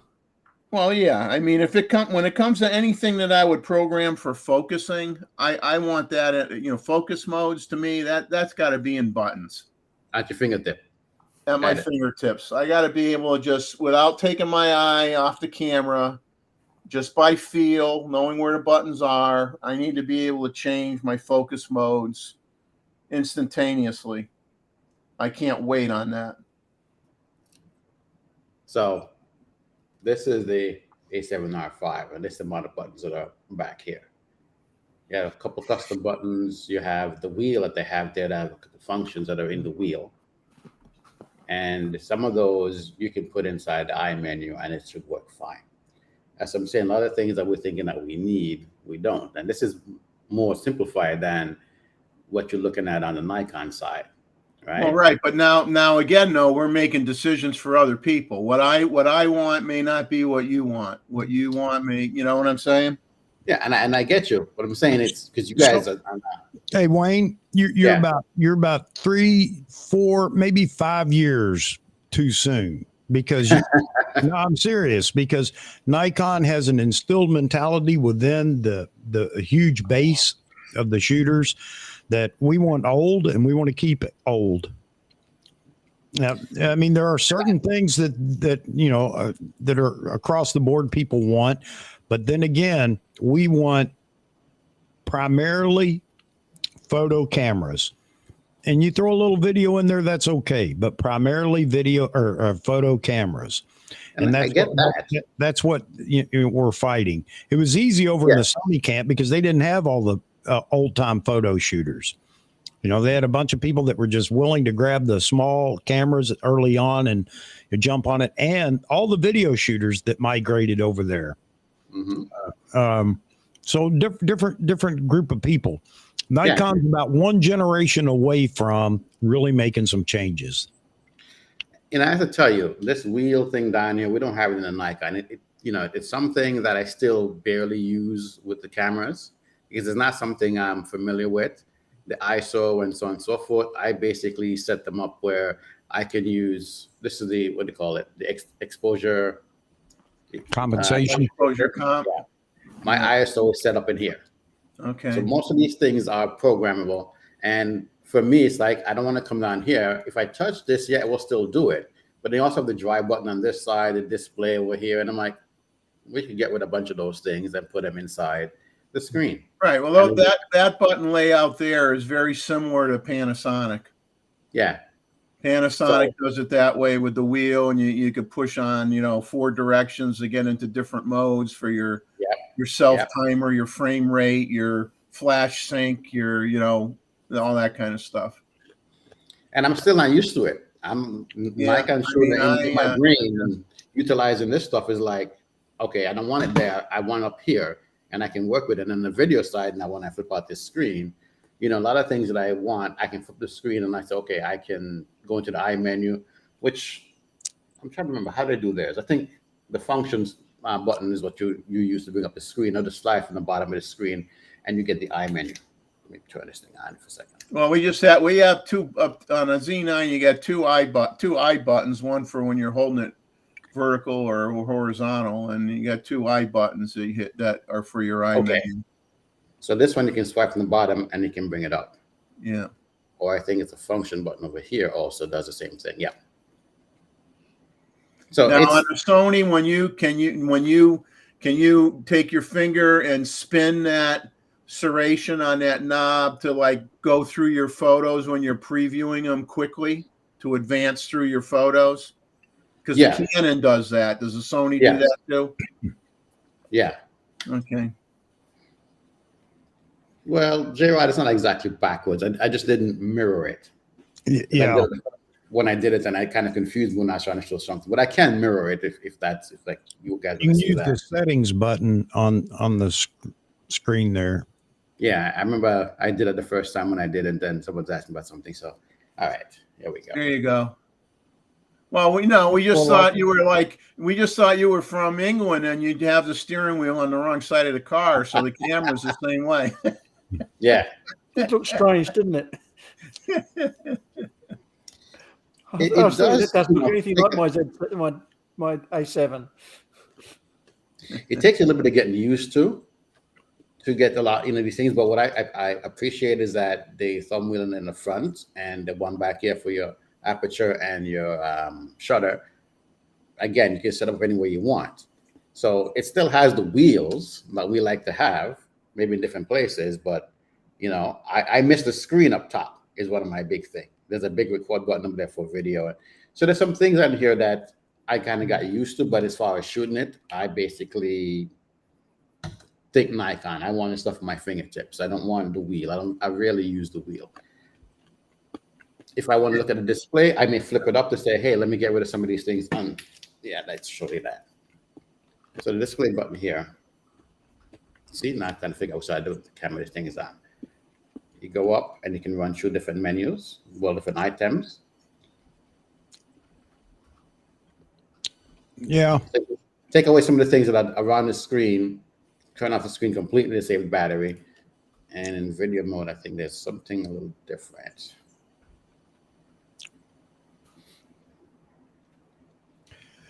I think So, you're yeah. going to see you're going to see some changes. Right now, Nikon is happy to keep the ergonomics, which is, I like that. I'm happy. They did make a change when they brought the Z9 out that I really like, and that's they changed the photo review button, moved it down to where I can use my thumb. I don't have to move my hand or anything else to check the photo because I don't have chimp mode on. But there are times when I want to look at the photo or whatever. So yeah. The other thing is if you have that on, and I'm sure all you Z9 shooters have figured that out already, and you start shooting in high speed burst, it wants to show you every photo, and you get a screen that blacks out in between shots showing you each photo. So yeah, I mean, any of these brands, I mean, it's what you're used to. I mean, if you've had, I mean, I've shot and I've held other people's cameras, Canons and Sony A1s and stuff like that. And yeah, if you give me another camera for a week and I'll get used to it, And will I get good pictures with it? Absolutely. There's nothing wrong with any of these cameras. I mean, and it's your choice. And sometimes, let's face it, sometimes you end up going with a certain brand because obviously you could get the stuff near where you live, and you may not get the other brand. They may not have any. You may be waiting too long. So that's gonna affect your decision making too. When do you need a camera? How long you willing to wait? What are you looking for? But you can get used to any of these menus. I just personally, I've had different brands with totally different menu systems, and it drives me nuts. So my primary cameras, say my primary and my backup camera, I want to have the same brand with a menu that is pretty darn close to being the same thing, because having different brand cameras and you don't use one as often as the other, then you're pulling out the manual every time you want to use that other second camera. You don't remember how the menu system works, and it drives you crazy. That's why the Z9 needs a second body. Yeah. Backup. Yeah. and that's exactly what I'm looking for in the Z8 is give me the same camera, smaller body, and I'm happy. But that doesn't mean Nikon's going to do it, but it makes sense to do it. I mean, they have all the parts, pieces, widgets, and gadgets and everything they need for that body. They just have to build a new frame for it. So, yeah, man, I'll be happy with it. If they make a 61 megapixel sensor, which I don't know why everybody says 61, but if they make a 61 megapixel sensor, okay, that's fine. It's probably not the camera for me. I mean, seriously. I'm going to tell you why people say that. Get me to hold out. That may get me to hold out for the Z6 III. I'll tell you why they shouldn't real quick, Wayne, then I'm going to turn you loose there to go with your thought. Because are they going to build a stacked 61 megapixel sensor?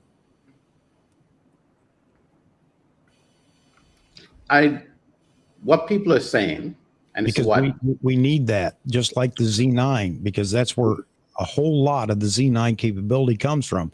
But go ahead. Yeah. People are thinking about the Sony 61 megapixel. And a lot of time when people talk out there, well, Sony makes the sensor. Sony produces the sensor. Nikon designed the sensor. Much like Apple. People don't think about that side of it. Those who are not in the know, they just regurgitate things that people hear. Yes, Sony, there's not many chip manufacturers out there, sensor manufacturers. There's not many. Nikon used to do it. They don't do it anymore. Some people think about it as, okay, get the Sony 60 meg. No. If Nikon's going to do something and it's going to be 61, they have to do something newer. The Sony tech has been out for a while, and it is not a sensor with a fast readout. Why would Nikon want to go down that road? They want it to be something that's above everybody else. So whether it's 60 megapixel, 80 megapixel, whatever it is, I think if they really want to keep it up there, they're going to have to do something on the stack side. And this pattern stuff that I've been seeing, there's something in about pixel shift as well. I think that's coming. Don't know which camera is going to have that and at what level. I know the Z9 can do it already, but if they're updating the tech based upon what a pattern is saying, I think that's coming to something else that's coming out new. And if they're doing it to the old Z9 sensor, they have time to tweak it and improve it. We know it's been in use, in process before it got actually released. So it's been out for a couple of years before we actually got it to market. And I'm sure they're tweaking some stuff on it. Some of these things we're saying back since 2020, they've been working on it, and they just got the approval for the patents in the last 3 months. So could we see better things on it? I think so. As far as, we talk about the Z7 III, if we all want it to be a high megapixel, would they do a 60 megapixel? Who knows? But definitely not the Sony sensor. Yeah. Well, like you said, though, everybody gets hung up on, Sony makes the sensors. I don't give a, I don't care who makes it, because Nikon designs it. If they could come out with a 61 megapixel sensor that is totally different than what is in the Sony camera, it still may be built by Sony, but it's going to be built to the Nikon specs. And that's what matters. Is it, they're not just, Sony's just not producing an extra 5,000 chips to ship to Nikon, and it's the same thing that's in, their camera body. And people just don't seem to understand that. They just associate, it comes from Sony, it must be the same exact thing that's in the Sony. Well, to simplify it, and I may be completely wrong, Sony says, here are all the templates I've got, pick one and we'll build the sensor to your specs. There you have it. We already have 61 megapixel sensor format. You decide how you want I know I'm simplifying it, but that's the easiest way to say it so people understand. You're not buying the chip from Sony camera. Hey, can I buy some of your 61 megapixel sensors that you have in your A1? No, that's not what takes place. But I could argue them with the chimps, man, because I think some of them actually do understand that, but they just want to do it to be, trolls or whatever. Gustavo says, do you want a shutter on your next Nikon camera? He says he doesn't. I agree with you, Gustavo. And I think we're going to see shutters going away across the board, not just Nikon. I don't mean tomorrow, but I think, Nikon's onto something, and they've proven it. And I think you're going to see more and more of that. So get ready. That's my thoughts on shutters. How about you all? I'm back. I don't think they'll have it on anything that's considered. I don't think they'll have a shutter on anything that they consider a mechanical shutter on anything they consider a higher end model anyway. Yeah, I think it's going to go for everything at this point. They're probably going to have to put some kind of shutter shield, because if you look at the Z30, the sensor is open. Most of these cameras, the sensor is open, even if they have a shutter in there or not. It's just going to pop up whenever you're getting ready to shoot. So they're already getting closer and closer to that. Huh? Depends on where it's used, because a sensor shield's only protecting the piece of glass in front of the sensor. You're not actually No. the sensor. We're talking about a metal thing or whatever it is that goes up in place to cover it from dust. Hang on. The sensor shield. The sensor shield, that's in the Z9 as a sensor shield. Yeah. But some cameras use the shutter as a sensor shield, but they're using the shutter. Right. Shutters are very delicate, though. Yes, shutters don't have the same rigidity as the sensor shield that's in the Z9. It's a different thing. I'd rather have fingers touching the sensor than the shutter on my cameras. How long do you think they're going to continue to use shutters, Matthew? They're on the way out. Nikon's going to be the only brand out there with shutterless cameras. I doubt that very seriously. Well, I kind of prove their tech. The only reason you'll still have them I mean, the one reason you'll still have cameras with shutters is because it works not having it on the Z9 because you have an extremely fast processor and you're scanning the data off the sensor extremely fast, and you basically have no rolling shutter. But there are other cameras out there that don't scan as fast, and they do have rolling shutter. You take a $1,500 camera or a $2,000 camera, and it's going to have rolling shutter. So it's all about what the part you're putting in that camera, and that's the difference between the $5,000 camera and the $2,000 camera. So what speeds up the readout? Good electronics design. XSpeed 7? Yeah. Yeah. I think they're going to continue to use XSpeed 6 processors, Nikon? Well, they may still use them, but in the lower models, not in the high-end models. Why would they continue to use them? It's better to, I mean, why wouldn't they just buy XSpeed 7? chip layout might be different. I don't know. I don't want to speak for them. I'd love if they did everything with XSpeed 7, but it depends on what they're paying for it. I think they will, because what's the difference, or what's the cost difference if you're ordering two different processors to be made, or is it cheaper to order one in bulk or whatever? I don't know. They're using up the Z6. Well, sorry, the XSpeed 6 processor. I think that's what they did with the Z6 II and the Z7 II. Hey, let's stick an extra processor. Let's get rid of them. We couldn't get rid of all of them, so let's make a Z30. We said we're out of the 24 megapixel business, but we still got a few of those laying around too. So let's build a Z30. Yeah. I don't know. This stuff, if you pay for it, use it. Mm-hmm.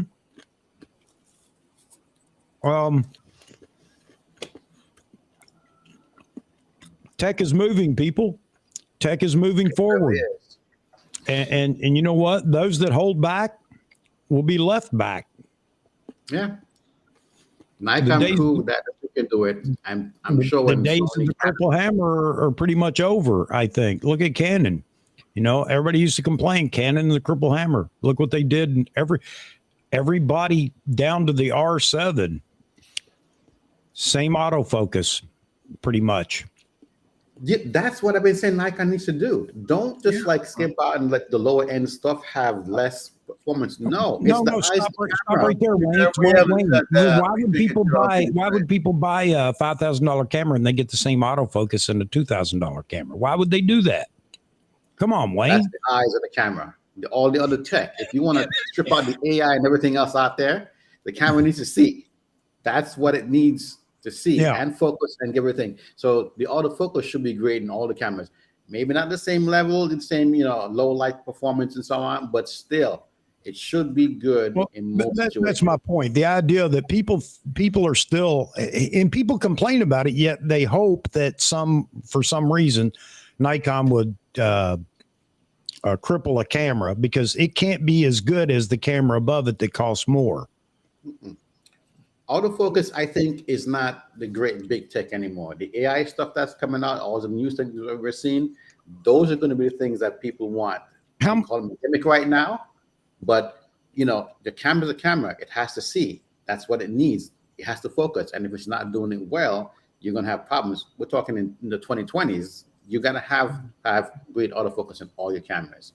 Strip out the gimmicky stuff. Yeah, see, these guys over here in the chat are following what I'm saying. What I'm saying is get off this kick that Nikon's going to have this perfectly priced tier, and based on the price point, you don't get this, and you don't get that, and you don't get this either.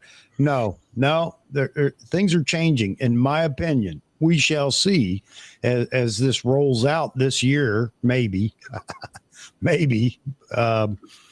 Oh, daggone it. The autofocus is an area where you have to have it across the board. What does it take where to you can change things is with your EVF, your frame rate, your video features, your battery capacity, your weather sealing. That's where you can make the differences to differentiate between, cameras that say are are $500 a part or something. You know, that's where you can muck things to make it so everything isn't like 99.9% the same. You know, you do other changes, but the AF is an area right now where you cannot have a second class citizen in your lineup anymore. It's just not going to cut it. And stabilization. So Matthew, you're saying that Nikon can't build another camera that could possibly do any of that as well or almost as well? They can only have one camera that does that. Matthew, you're a young man and you're stuck in the past too, buddy. It's the days of the flagship. I got news for you. I think the days of the flagship are waning. The flagship will just be the mule that comes out and shows us all the new tech that's out, and it's all plugged into one big body. I know this gripes people because they want to stick to so much tradition. Why did they make the Z9 45 megapixel? Why couldn't they have made it 12 megapixel and then we could have had a monster megapixel D850? Because that's what we're used to. That's what we like. That's what we want. It's not purpose built, but that doesn't matter, folks. It's tradition. And we can't step away from tradition. If we do, what are we left with? And if we're going to go down that path, and if we're going to go down that path, let's just get rid of all digital and let's just go film. Come on. I mean, let's just go film and get it over with. There won't be any discussion anymore. It'll make it simple. You go back to manual focus while you're at it. Yeah, exactly. Because I can do it. I don't need all this WAP, all the whatever. I can still manual focus. Not even close to as good as I may have been years ago, and nowhere near as fast as I should be, or whatever. Let's just go to film.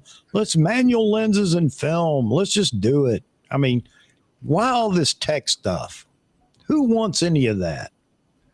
That cracks me up. And you know what? The people that complain the most are the people that have everything they need. You know how I know they have everything they need? They tell me, well, I can still do it with my D50. Then what's your complaint? Go do it with your D50. Leave us alone. You already have everything you had it back in 1942 with your first film camera, film body or whatever. Stick with it. Enjoy it. Leave us alone. If you want to get with the people that are looking for new technology, it doesn't matter if it's not going to make us a better photographer. It makes us feel better. I like it. It cracks me up with all the people that are naysayers and haters and, I don't need this. Don't use it. That's the great thing. You don't have to use that. You don't even have to buy it. And the funny thing is, I'll say this. When I'm out, like when I was out with John do some street shooting, you stick it in manual mode. You want full control. You're slowing down at that point. You don't care much about the autofocus and all that because you're trying to focus on the things that you want to shoot. The camera may want to pick up something and do something else, but you want to shoot what you want to shoot. And most of the time, what are we doing? Manual focus, manual settings. It's nice to have all the tech, but then again, a lot of times we're going to drop back to the shooting manual. J-Rod, I don't know. I assume they do. I'm not a hater, and I don't use my gear.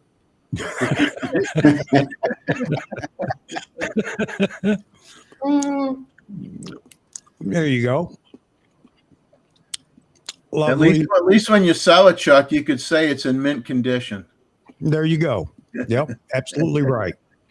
I've only had a couple of cameras that really had any incredible amount of shutter actuation. So I want the latest and greatest. Me too. That's what I want. I want it now. I have to say that because if not, then I'm not the petulant child. Never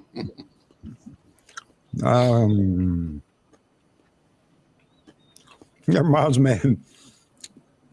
Give me a roll of film, some gaffer tape, and a Pringles tube, and I'm set. There you go. Oh, man. Oh. Look at Matthews. I love this. I love this. But Chuck, think about it. All the ones I mentioned, the flagships are big, gripped, rugged bodies.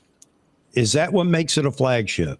Or are we just saying that we only called those flagships? Sony seems to think their camera's a flagship. It's not a big, rugged, giant body.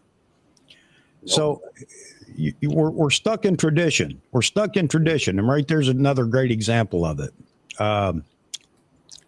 Let's see, bodies. And none have half-size bodies ever had the responsiveness flagship bodies. You know why? Because they're mechanical.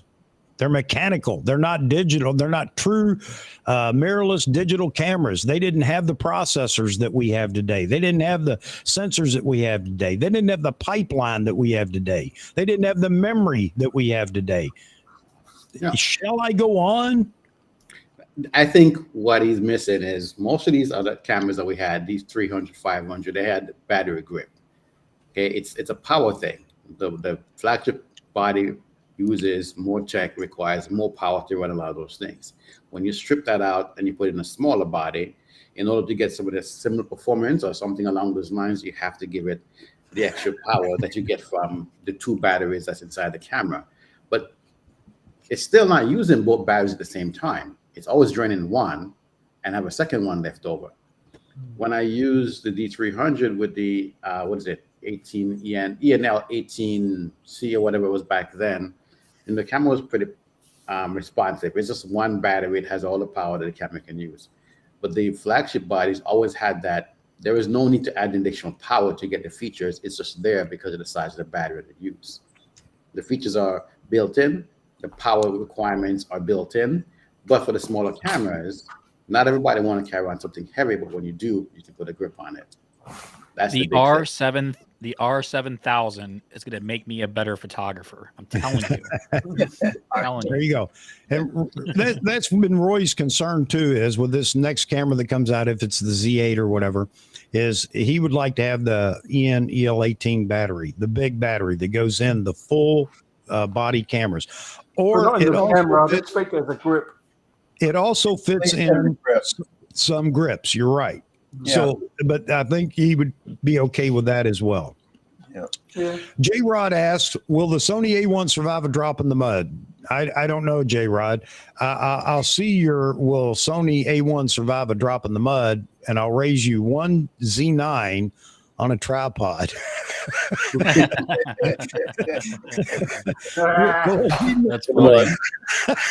Will a Z9 survive a fall from a tripod without breaking the mount? It didn't. It didn't, exactly. So yeah. It's only the 200 on the front of it, though. So that's probably the reason. Oh yeah. So I know that wasn't a fair comparison, Jay. Right? I'm just busting your chops, man. Internal SSD camera. Yeah, let's change it for a minute. No, I don't want it, but other people may. Yeah. No, not internal. You could just have it so it plugs into a port, and you can record your data to it or something. But not inside the camera. Not unless you could pop it out like a memory card or something. That's but why? Well, if it goes wrong or it's upgrading, or I saw that Hasselblad camera got a 1 terabyte SSD inside of that. You don't want it buried in there where you got to bring it back to the manufacturer if it fails to get it replaced. If you can make it so it's removable and replaceable by the user, then that's different.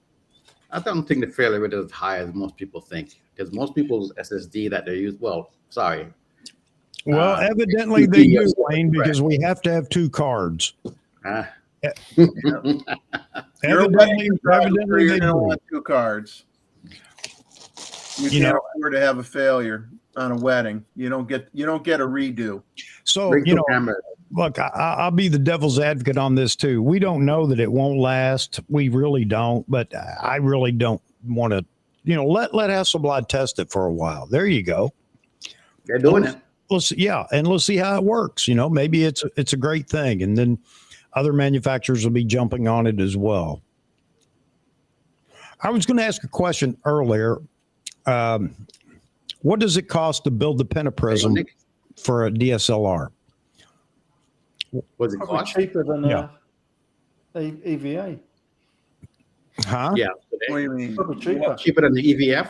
You think Yeah, I so? think so. You think so? And then I mean, an EVF's just a little big TV screen. You throw it in the camera, and yeah, I No, know it's got there's a a lot of lenses line in front of to it, it, though. isn't it? If you look Huh? how many lenses in front of an EVF, it's probably more complicated. You think? Yeah. I thought it would be easier and cheaper Well, And it's, Yeah, it's look at the less, diagram it's just less to zoom labor out. intensive. and simpler in production because Less the labor pentaprism intensive. is You not get rid of just, the mirror. you know, You they get don't rid have of a the guy mirror. in the back room with a glass cutter cutting pentaprisms. I mean, that's custom made glass as well, right? For the pentaprism. Yeah, but it's And- not more, and the- it's not more complicated.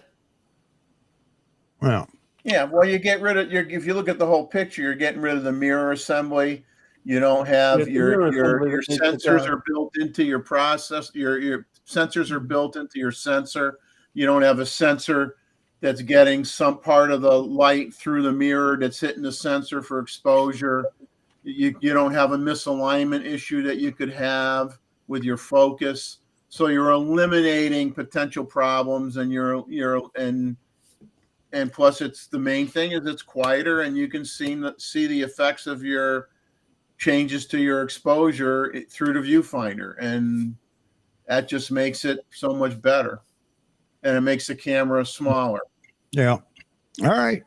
So One of these days, we're going to find all these answers. I mean, as tech continues to move forward, once it gets so far past, we'll be able to probably research and find out what the cost was associated with going mirrorless or with a shutter. It'll be interesting to find out. I just assumed, the alignment process, everything else that goes into building the shutter mechanism, the mirror mechanism and everything else, and the ground glass or the glass for the pentaprism and blah, blah, blah, and alignment. And I just thought, man, it must be easier to put a little TV in the viewfinder and say, there it is. It's done. Hey, Wayne, I agree. That's a good point you bring up on the memory in computers.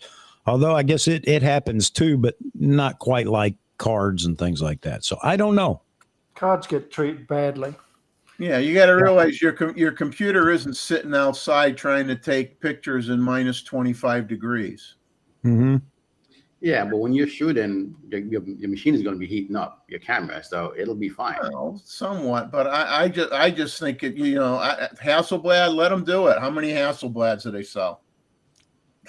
Too many.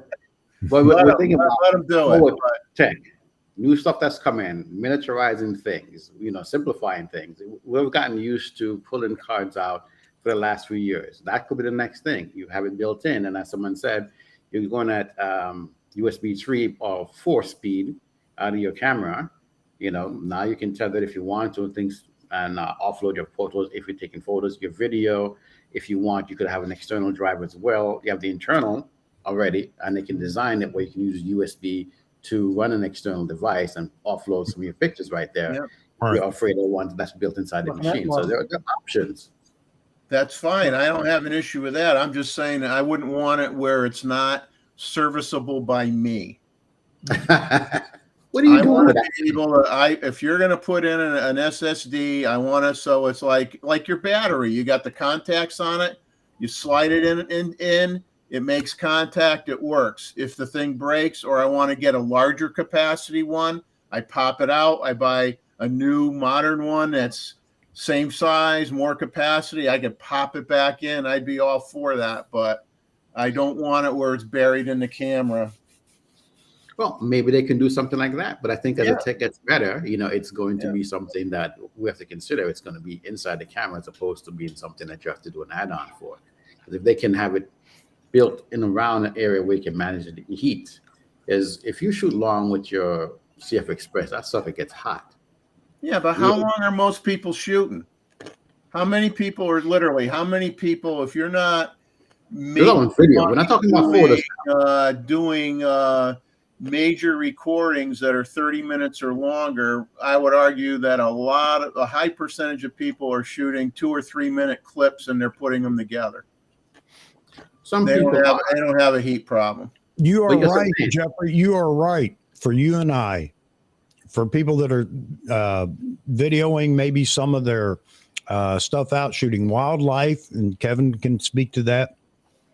But you have now omitted all the people that I'm talking about that are into video, and they're shooting multiple clips, if not long clips, 15, 20 minutes at a time.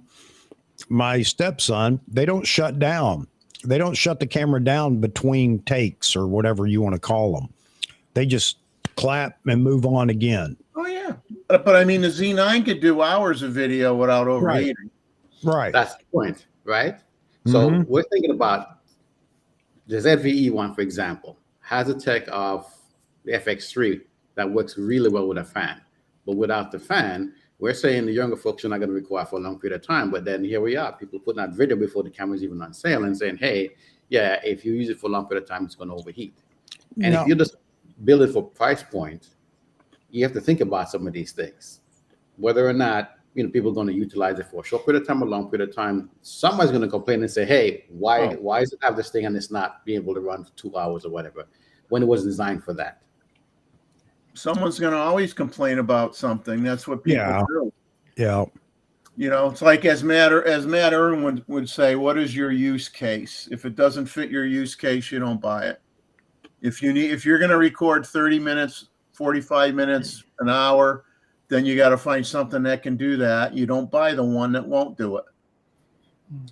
And the thing is, most people can't afford everything that they would like to have. $35,000 Red camera would be nice, but I'm not doing video. Well, that's what they do. So. Like they do that on purpose. They like, well, let's release 5 cameras and give each camera a little bit of this, a little bit of that, leave that out, leave this out. Yeah. That's how they get you. You know what I mean? That's how they get you. Mm-hmm. There's no perfect camera as much as Camera Conspiracies wants to go on the hunt for. Oh yeah.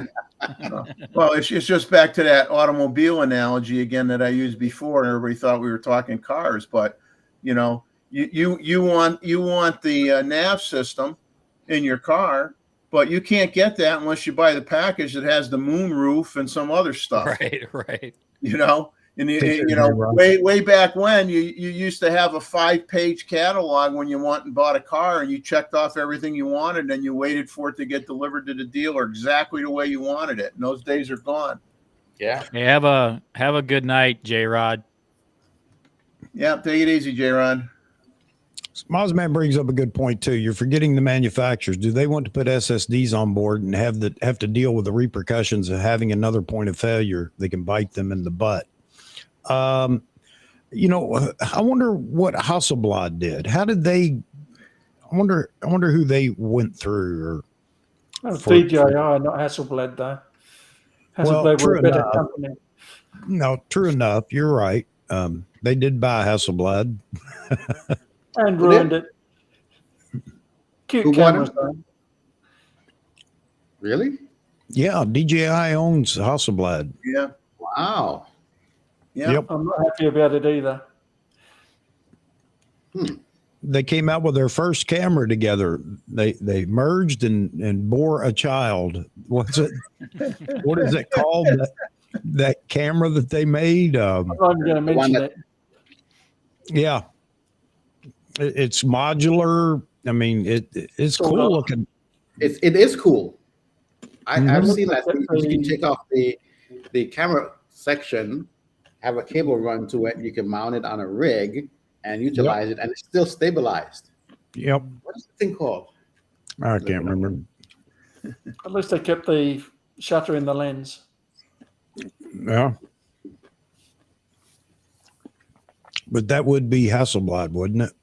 Doing that. Yeah, they got the leaf shutters and the lenses, which make them considerably. That's great, but it makes it considerably more expensive than let's say what the lenses cost for a Fuji. Yeah, but you Randall 4D Flex. I want to get Randall's comment in here too. He says my Nikon Z30 has unlimited recording internally unless you do 4K, and around 35 minutes ambient temperature it turns off automatically. At 1080p, no problem with overheating. Yeah, you know what? And I'm glad you brought that up. not about 1080p, but again, are we finding ways to compress in a way that it doesn't cause as much heat?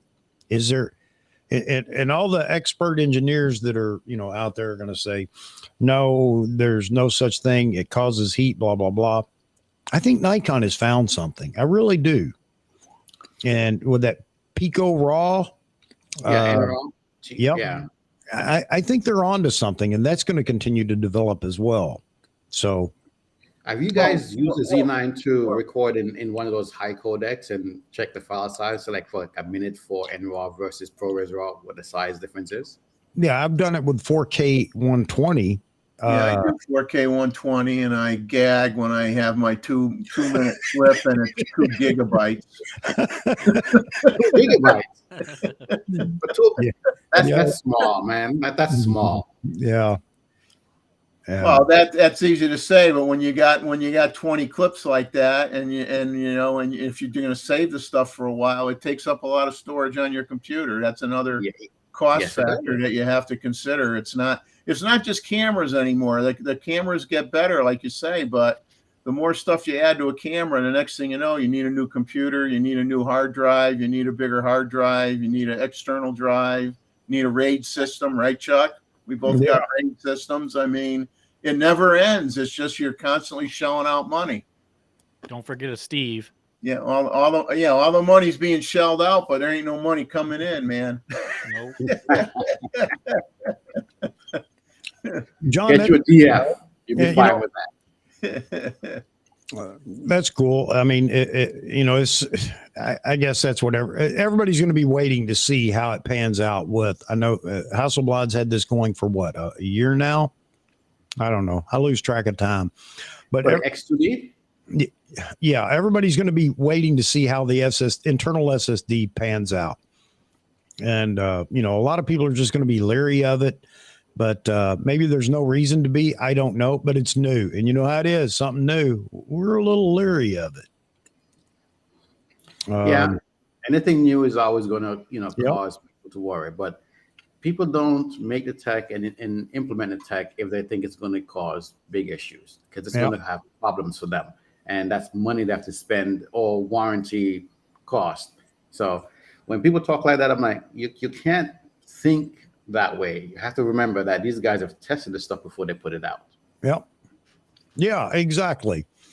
But we always act as if, hey, they got a notion overnight. Hey, let's put this in the camera. Well, we're going to test it. No, let's put it in there. Let's ship it that way. No, obviously they don't do that. Matthew, what's your point? I know this. Or did you give me the answer below? Let's see. Oh, no, not really. Even going back to the F5, it took 8 AA batteries, which was equal to 12 volt. Okay. And what was that? Why did it take 8? Refresh my memory here. Maybe it had something to do with film winders and all kinds of other stuff. Maybe. And with no tech at all back then. I mean, it was the tech for the time. But yeah, anyway. All right. Got it. Even on the D500, you didn't get what was it rated at? I got one sitting there. I don't even know. What was it? How many frames per second? Because it was with the battery grip and without the battery grip, or was that both the D850 and the D500, or was it just the D850? I can't remember, but obviously more power means faster. Yeah. Got 10 it. frames a second for the D500. All right. Without the grip. Yeah. How much would the grip?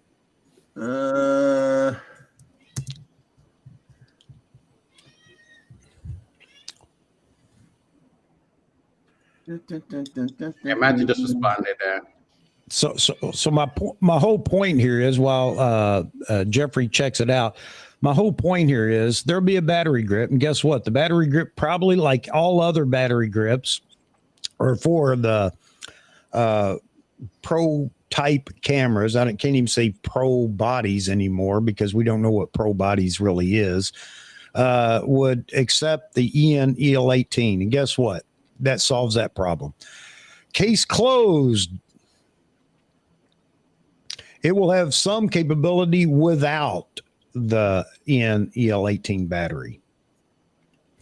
Yeah, it doesn't change the frame rate. It just gives you the extra buttons for shooting in portrait mode.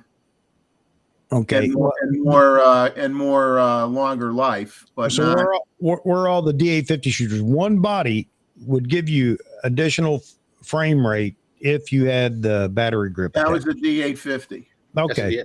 D850, you'd get like an extra 2 frames a second or something like that if you had the grip. So there you go. There's the answer to that question. Got it. We know it's going to have a smaller battery. It's going to have the EL15. Got it. Probably a new model of that, just like we got with the mirrorless cameras, a new version of the EL15. Technology's changing. Now that's where we need to see some improvements. Yeah, you change the milliamp, you change the milliamp hour rating on the battery and just bump the revision of it and keep it the same size. I mean, they did that. They've done that for both the EL15 series and the 18 series. They bump up the capacity, but the battery size stays the same. So that's one area where they could surprise you and put a small battery in say a Z8 and still have plenty of juice, Yeah. Just upgrade the battery, make it so it's more milliamp hours, and you're all set.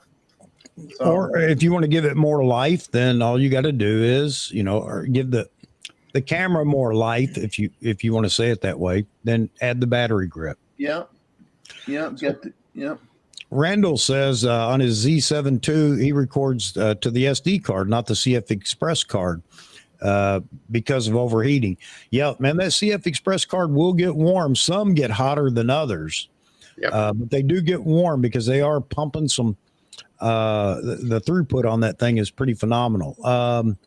Still excellent quality. I hate the 29 or 30 minute time limit. Yeah, I think those are going away too.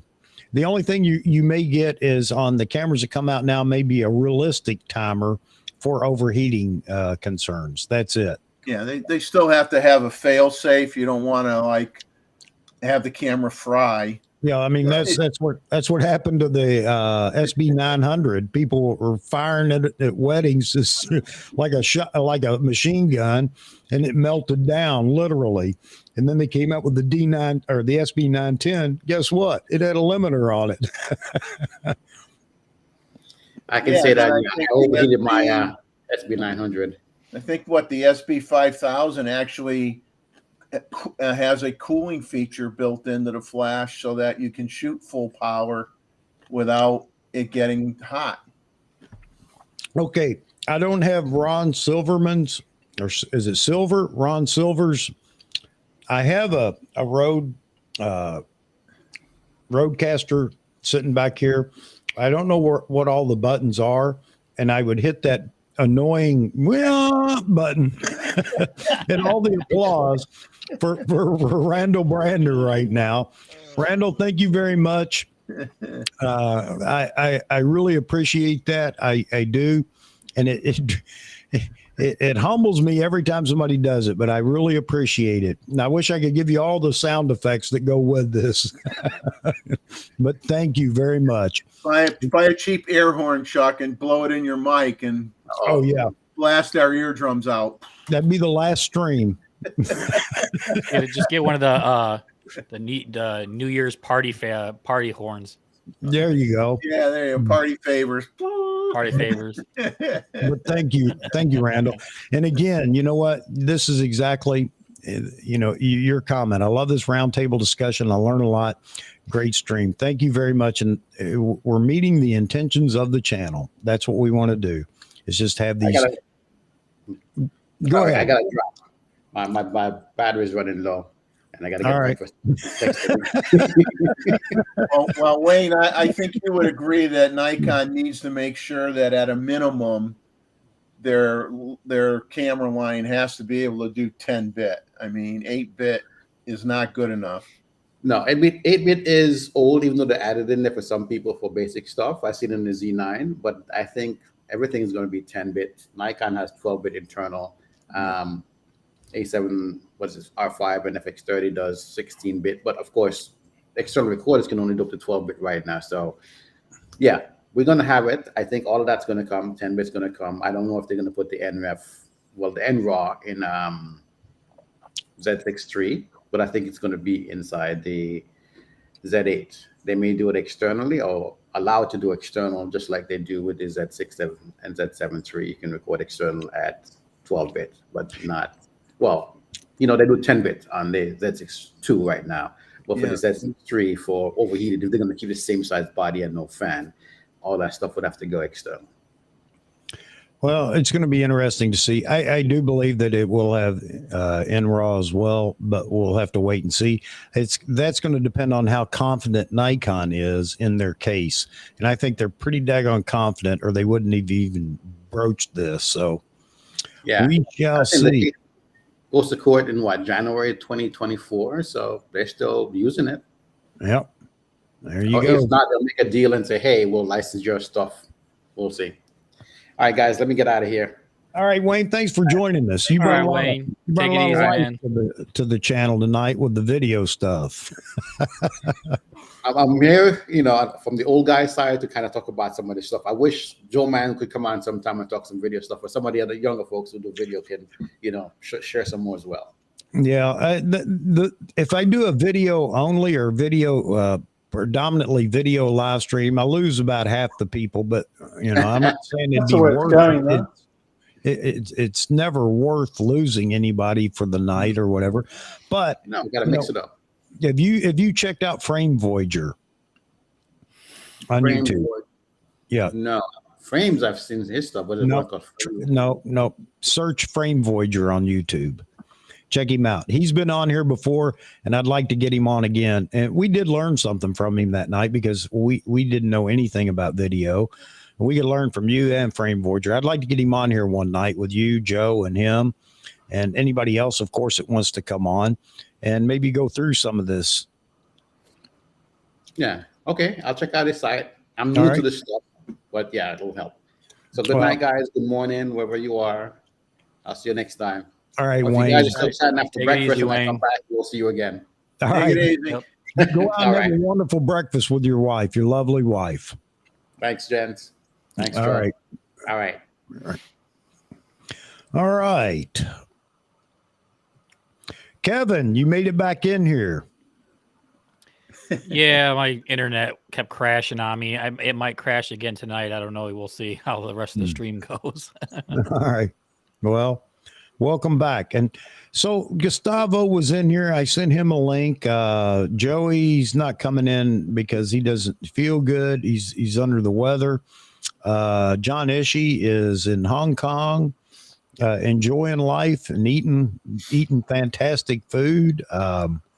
Who else did I see? Vahagan, I thought might be in here. He's taken I talked to him earlier and he was enjoying life. He didn't even take a camera out with him. He was out with his family, enjoying life. How do you do that? You can't enjoy life without the camera. Yeah. And I thought, man, that's great. I'm happy for you because he's been burning the candle at both ends. No doubt about it.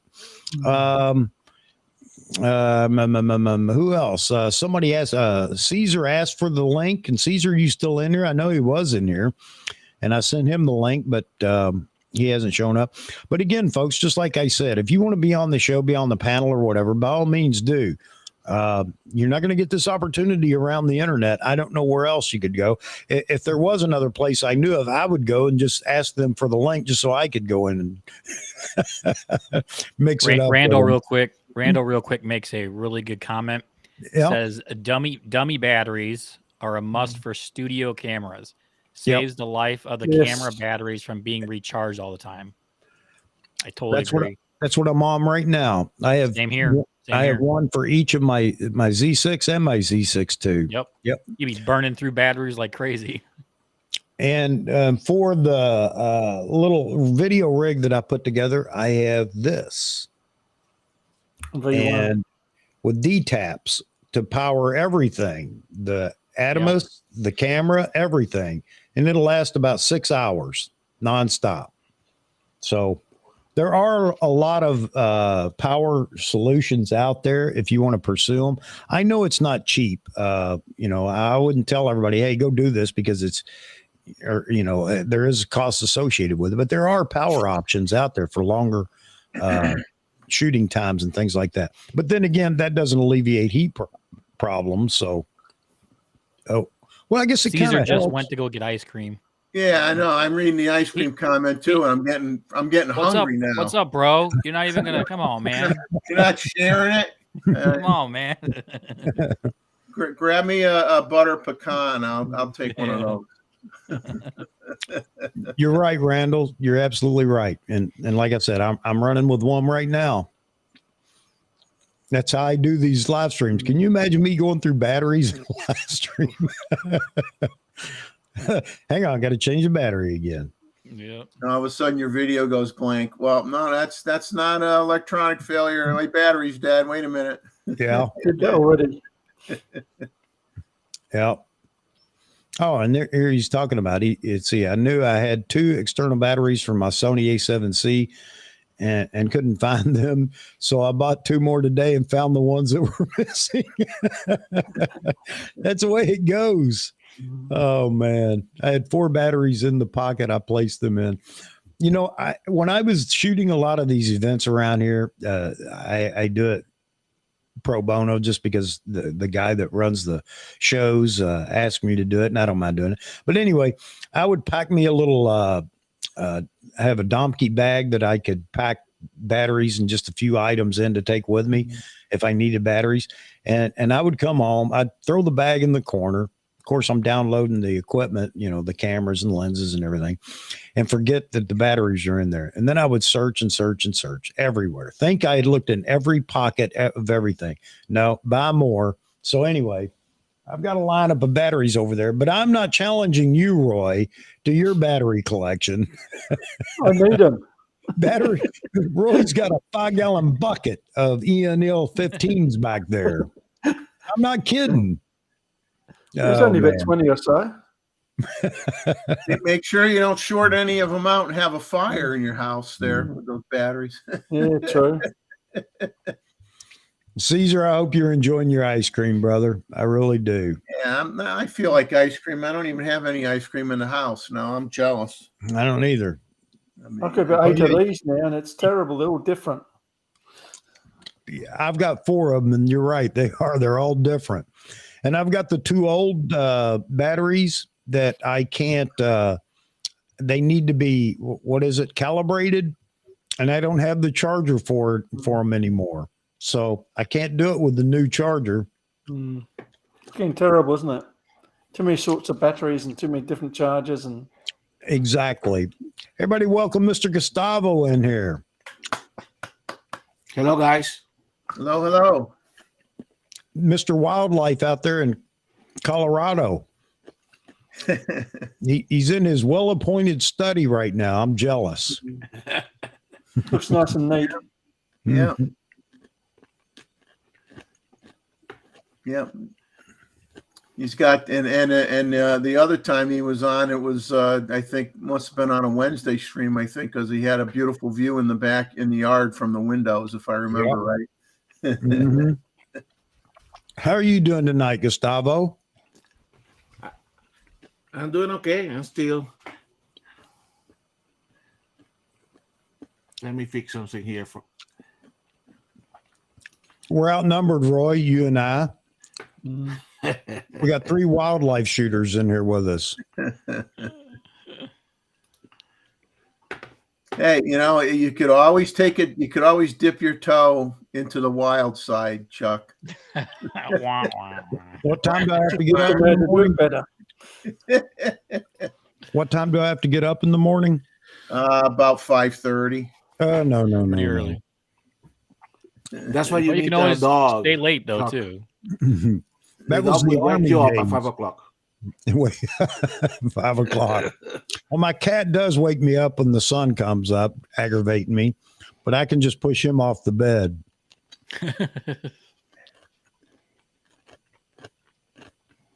I have been trying to get some video of some wild turkeys that displaying in the local state park. Okay. Nice. So that's they have been challenged. Sometimes the weather doesn't cooperate. Sometimes the birds don't cooperate. Right? Mm-hmm. I show you here. Good idea, Randall. Yeah, we have turkeys up here in Connecticut, don't we, Jeff? Oh yeah, we got. I get them down here. Yeah. Sometimes I see them.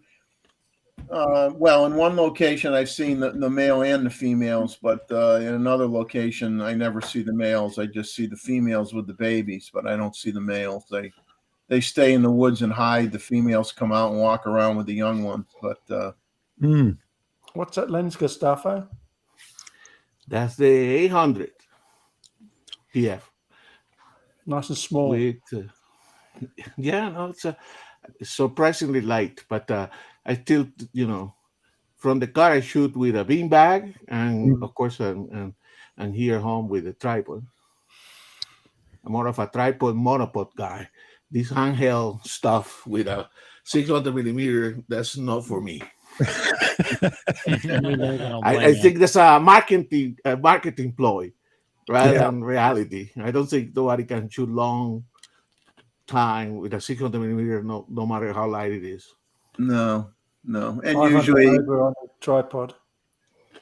Yeah, I could shoot with my 500 handheld for quite a while, but not with the 800. 800's too much, just too. You should have tried the old one, the AFS one. It was twice as heavy. No. That's what I like about the 400 4.5. It's nice and little and light. I've got that 400 2.8 boat anchor back there. I want one of them too. Man. Yeah, those things are no joke when it comes to weight. Is that Chuck? Is that the version 1? The 400? Yeah, the 2.8. No, it's the D version. Or D version. Yeah. I keep thinking Canon for some reason. I looked up the serial number. There is a place on the internet where you can go to for all the Nikon lens serial numbers. I looked up the serial number, and of course, it doesn't list every serial number. It just shows you between here and here. And I think it was that lens was built in between 63 and 69 or something like that. Still a good lens, but for sure, yeah. They're just like 20 some years old, but hey, man, they still shoot good photos. So, Gustavo, what's next on the list for your for wildlife? So I have 3 things going on. We still have some crossbills here at home. They haven't yet gone away, so I keep feeding them so that they stick around for a little longer. So then I have the northern flickers. They made a nest in the same tree again where it was raided twice. So I had to fix something around the tree so that the raccoon will get the nest this year and see if I can see the chicks coming up.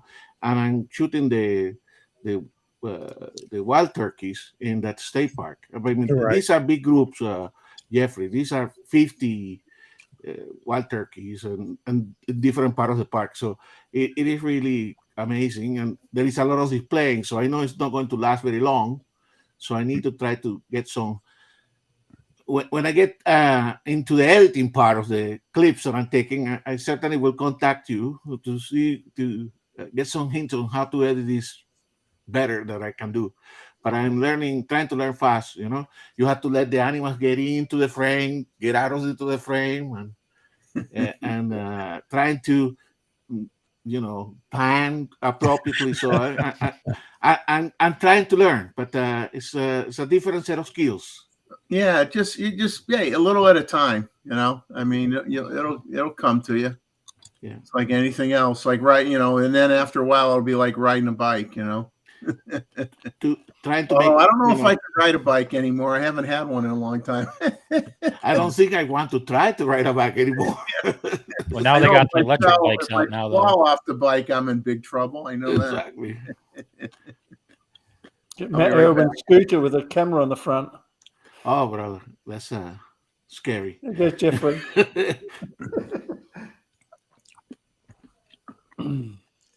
So, Randall, talking about reviewing the Viltrox, Nikon and the Sony 85 1.8 primes. He's using the Z7 II in his dining room, and the glass and the china in the background is reminding me of Panasonic focus breathing. How do you like the Viltrox?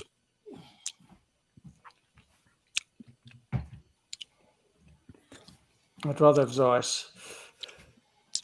Yeah. You know, I've seen quite a few posts about Nikon 85 1.8s are all over the place for sale right now since the 85 1.2 came out. There's people getting some good buys on them. Caesar just said adult tricycles. There you go. He also said he'd like to take your lens and shoot the moon with it, Gustavo. He said, like I need more shots of those, though. 1,000mm reflex one's better for the moon. You think it was designed for it? I did not know that, but I saw one of your photos. You showed one of your photos of that lens, and I was impressed. I don't know enough about them, but all I ever heard was people talking about they're no good. I think most telescopes are mirror lenses, correct? So I suspect that for astronomical shooting, that would be very appropriate. For 1,000mm, it's compact, it's light. Yes, no, definitely. But they got less achromatic aberration in a glass lens because of the mirrors, but they lack contrast a little. They got less contrast. So this may be a stupid question, but is it difficult to focus? Not at all. You get used to it after a while. It's a matter of learning how to point them. Okay. But you can sharpen it. You can increase the contrast in Photoshop, which backs up the one problem they do have. But there's a 500mm version of this too that's half the size. Yeah, I've seen that. Actually, I've seen a few of them over the years for sale, and they were relatively cheap. It's half the size because it's half the length, but there's also a 500mm f5 that is even bigger than the 1,000. Wow. That's because it's f5. Okay. But it's still light compared to most AFS lenses and that. Only Roy would have all the reflex lenses. I got a couple more, but I'm not getting them. But I like the reflex lenses because the only thing is because they're short physically, they're a little bit less stable on a tripod. Need a good tripod. Yeah. Okay. But they're very sharp. They're very clean. They're nice images. There you go. If you want to experiment, play around, relatively inexpensive. I don't know what you consider inexpensive, but I've seen them. They're very cheap. Yeah, I've seen them listed pretty cheap. Randall says he loves the Viltrox, $400 and half the price of the Nikon. That's for the 1.8. Okay. And again, I'm not keeping up with all these. No stabilization. Okay. All right. Shutter speed. That's where I was going. Yeah. Okay. And he gets it down here. It would help if I had the autofocus on people instead of animals. Okay. So is that an AF lens? I think some of the newer ones are, but yeah, I noticed upload with have been manual focus. Yeah, I noticed that third parties beginning to I don't know if they're reverse engineering. I know that's what they were doing in the beginning, but yes, it is AF. Okay. Great. Cool. And that's a Protect- Z mount lens, right, Randall? That's good. I mean, I'm happy for all the third party glass out there, because there are a lot of people that like third party glass, certain brands, certain focal lengths. And there's nothing wrong with that. Not to mention the fact that it's typically going to be a bit cheaper than any of the brand glass that goes for Canon and Sony as well. Your third party is definitely going to be cheaper. So yeah, and for Nikon, the big thing is especially all the DX lenses that third party develop and produce. That helps out considerably. Even though we have the one lens that there's a rumor about that Maz brought up, and it's over here on. It's the Zoom 12 to 28 millimeter, f3.5 to 5.6, PZ VR lens. Specifications leaked online. Trouble with crop lenses is if you move up to a full frame, there you have to sell them all. Yeah, Whereas if you buy a full frame, you've got full frame. Yep. You're right. But then again, now there are people that are going to buy it, as we talked about before, purely to put their or mount their telephoto lenses to it. You're never going to get into photography to a heavy degree, so it doesn't matter. Yeah. Well, those types of lenses you're talking about, though, are great for, sometimes people want those camera bodies too because they're great travel bodies. They're lighter. The DX lenses are lighter and smaller. So if they want a light kit, just like why people buy Micro Four Thirds, they buy it because the lenses are small and light, the bodies are small. Everybody likes something a little different. Yep, Canon is rethinking their decision about no third party. I think that haven't they opened that up a little bit or something? It seemed like there was something. Did. I think they already reversed their stupidity. Subtle, aren't we? I'll be blunt. I know there were a lot of Canon shooters that were defending Canon for doing that, but then again, there were a lot of Canon shooters that were upset about it as well. And I can understand that. Again, like I said, I know that there are people that like certain brands, certain focal lengths that only come in third party, and the fact that it's relatively cheaper. And sometimes it's better than the brand glass. If you're talking about a cheap lens in Nikon, Sigma or Tamron or Viltrox, now there are so many others out there, may build a similar lens in that focal length that's actually better and could be cheaper than even the Nikon brand. So I know that goes for all brands too. I'm just using Nikon as the example, but I hear a lot of people talking about they're not shooting all the brand glass. They're, manufacturer glass. They're shooting, these other third party lenses, and they love them. It's better to have a lens that does the job rather than have none at all. Yeah.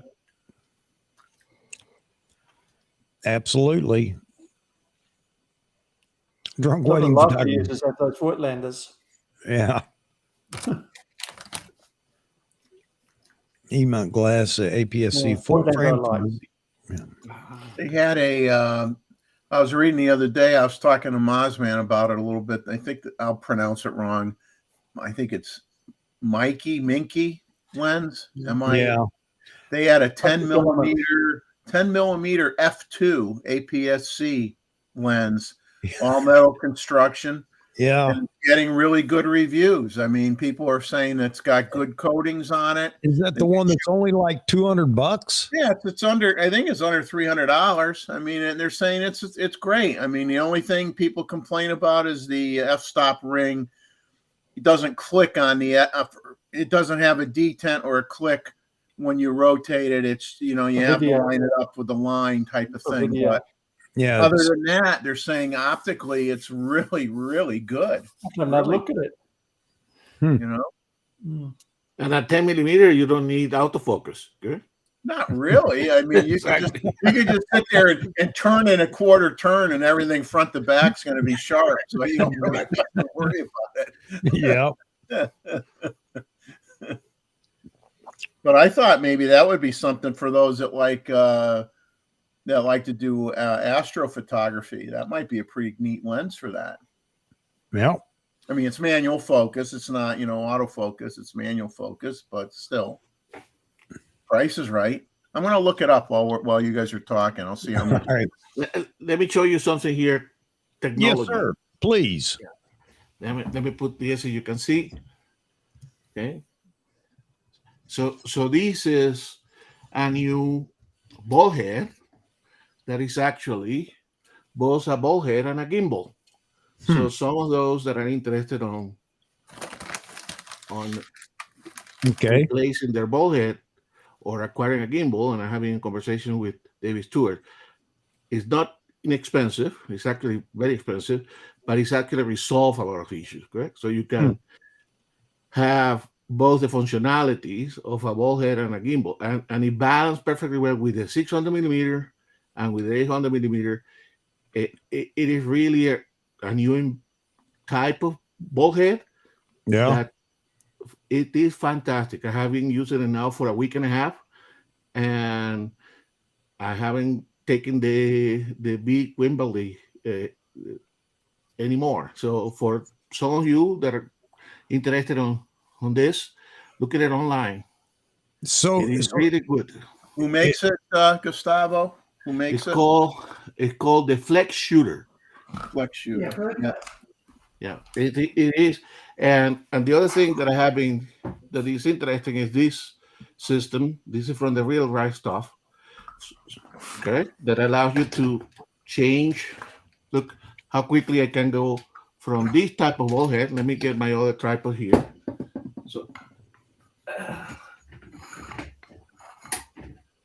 So if I want to attach the Wembley, I'm ready. wow. Yeah. So that is, I mean, Jeff, you sometimes you need to change quickly. Time is in the essence, correct? So And I have my own.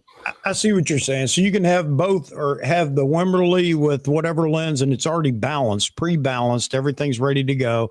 Not have to take it off the gimbal, which saves you time because you just put the gimbal with lens mounted on there.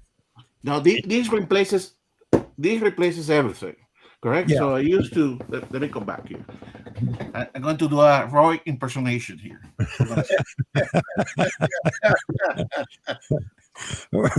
No. See, Roy, he hides his stuff better than you, Roy. That's good to hear. He has his underneath the seat cushions on the couch. He's just not telling us.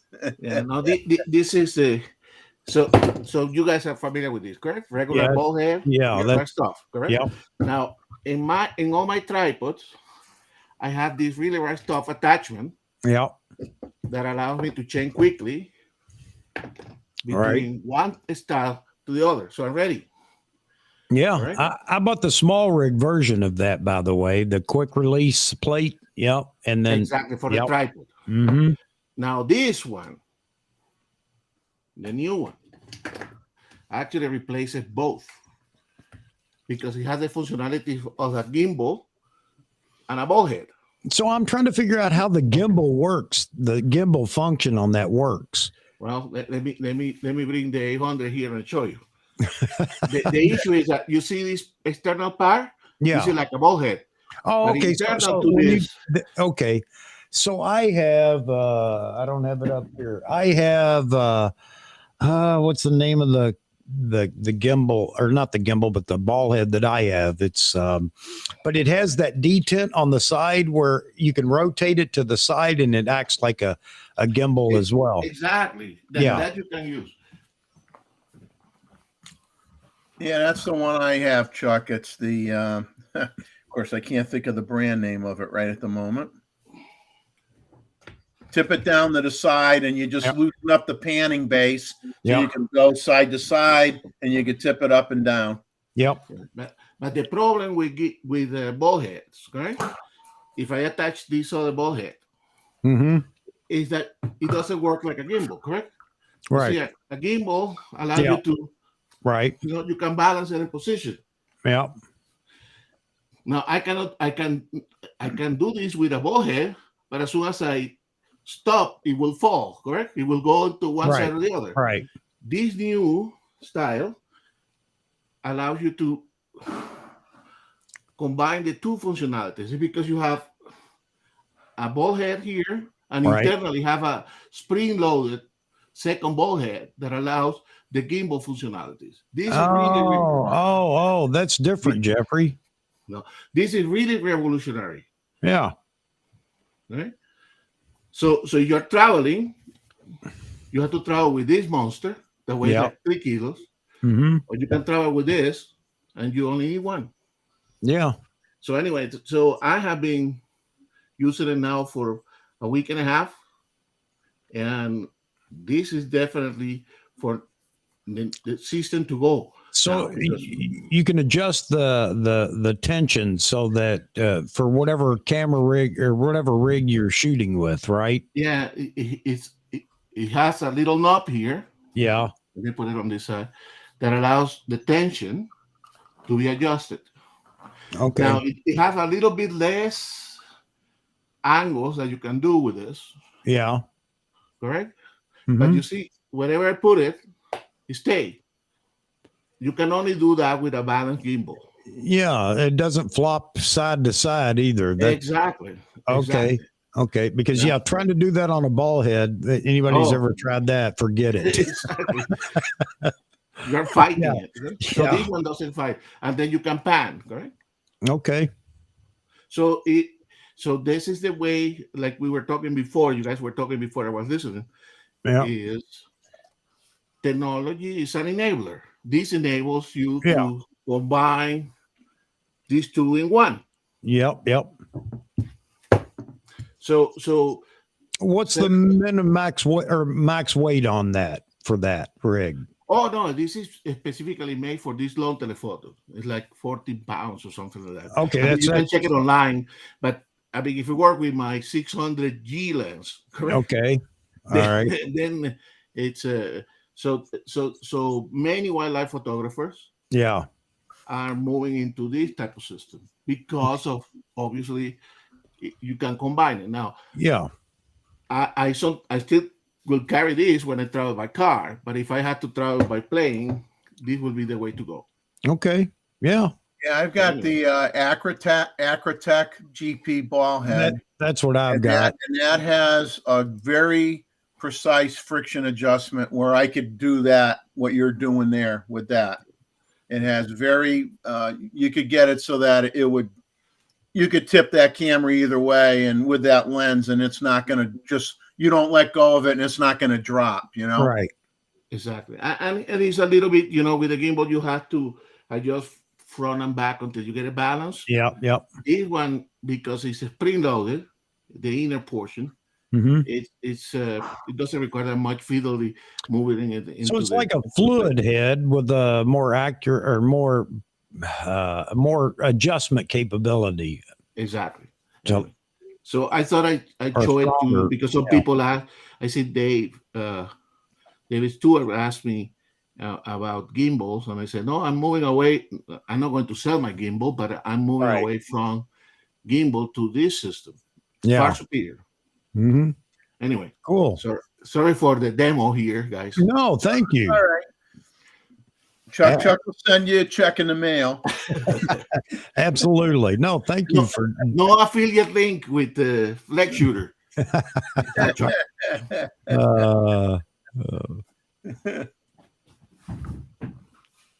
Hey, Randall, I do too. I even got up yesterday and I was piddling around getting my stuff, and I thought, oh man, I might miss Gray's, and then realized, oh, they're not on this week.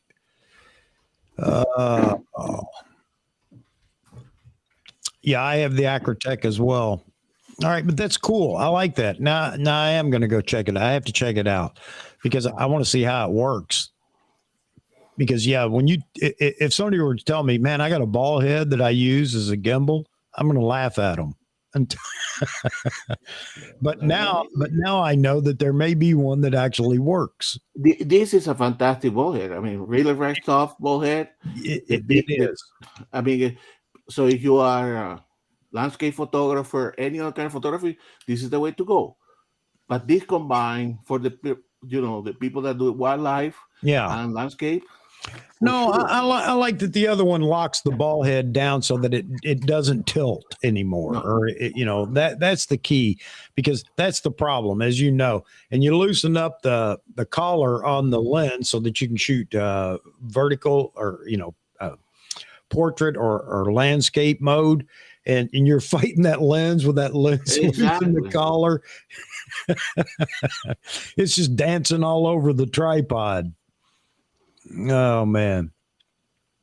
Yeah, that really right stuff. That's the 54. Is that what it's called? 55. Yeah. It is a big ball head. Very useful. Good. They make a 45 and a 35 too, don't they? Yeah. I was actually looking at the 45.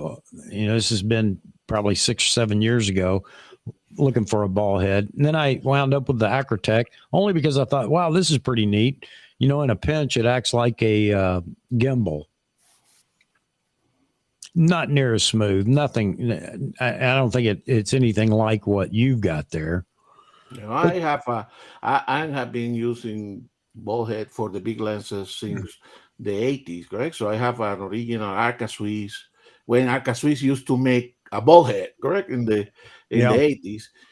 I still have it around somewhere. It's still a fantastic ball head, except that it will lock on every now and then. So right? You have to adjust the tension, and sometimes you cannot get it out of there. Yes, flex shooter. That's the one. Okay. He says it has 100-pound load capacity. Well, that'll pretty much hold anything you want. Exactly. You could mount a chair up there with your camera, and you could just sit up there and move around. Oh, man. Well, if the bird can land on it and it still won't move.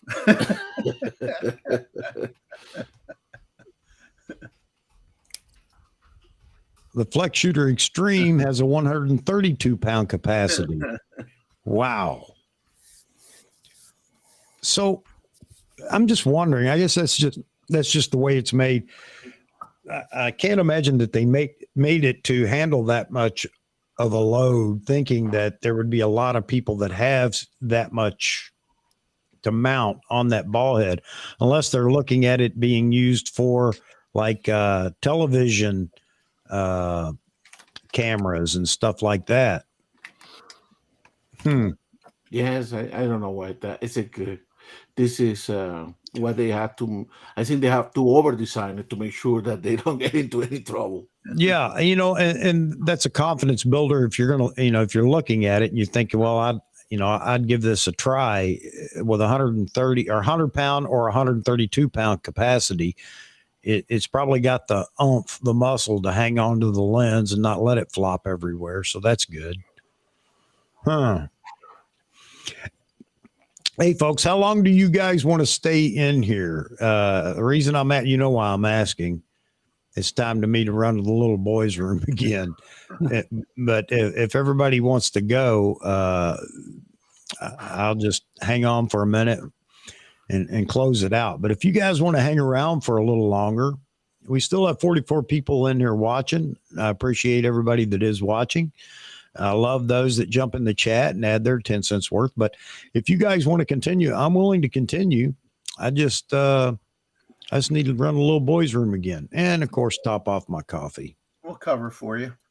All right. I shall be right back. We'll go a little longer. All right.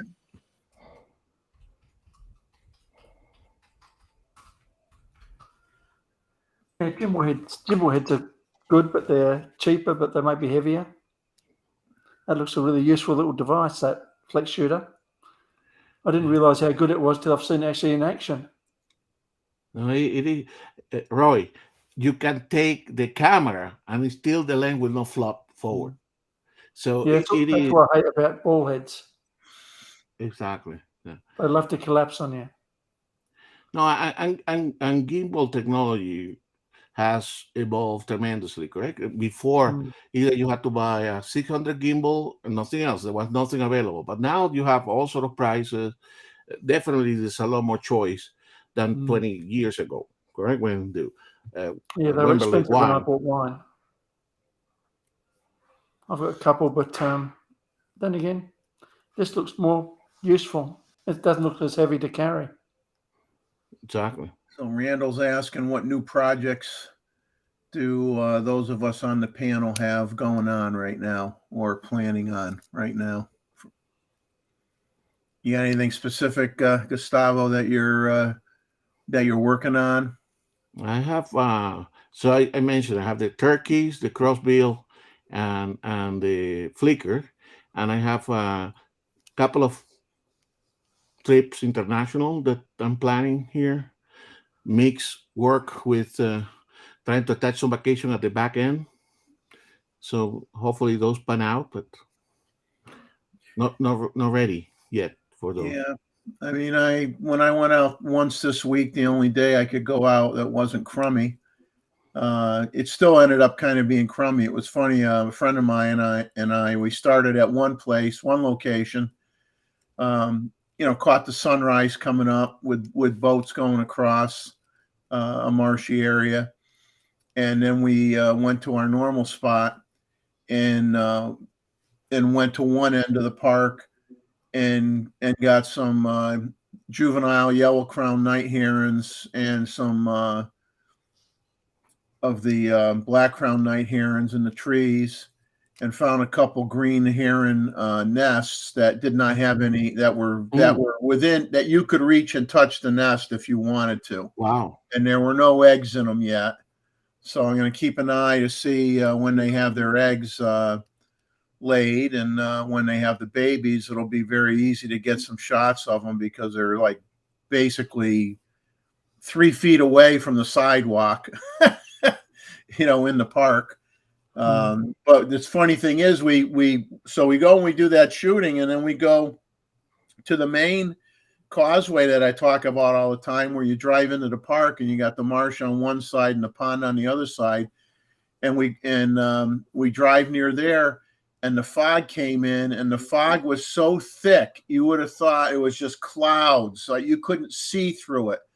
So my friend says, let's just go for breakfast. It's because you could tell it wasn't going to burn off anytime soon. And I says, no, give me 10 minutes.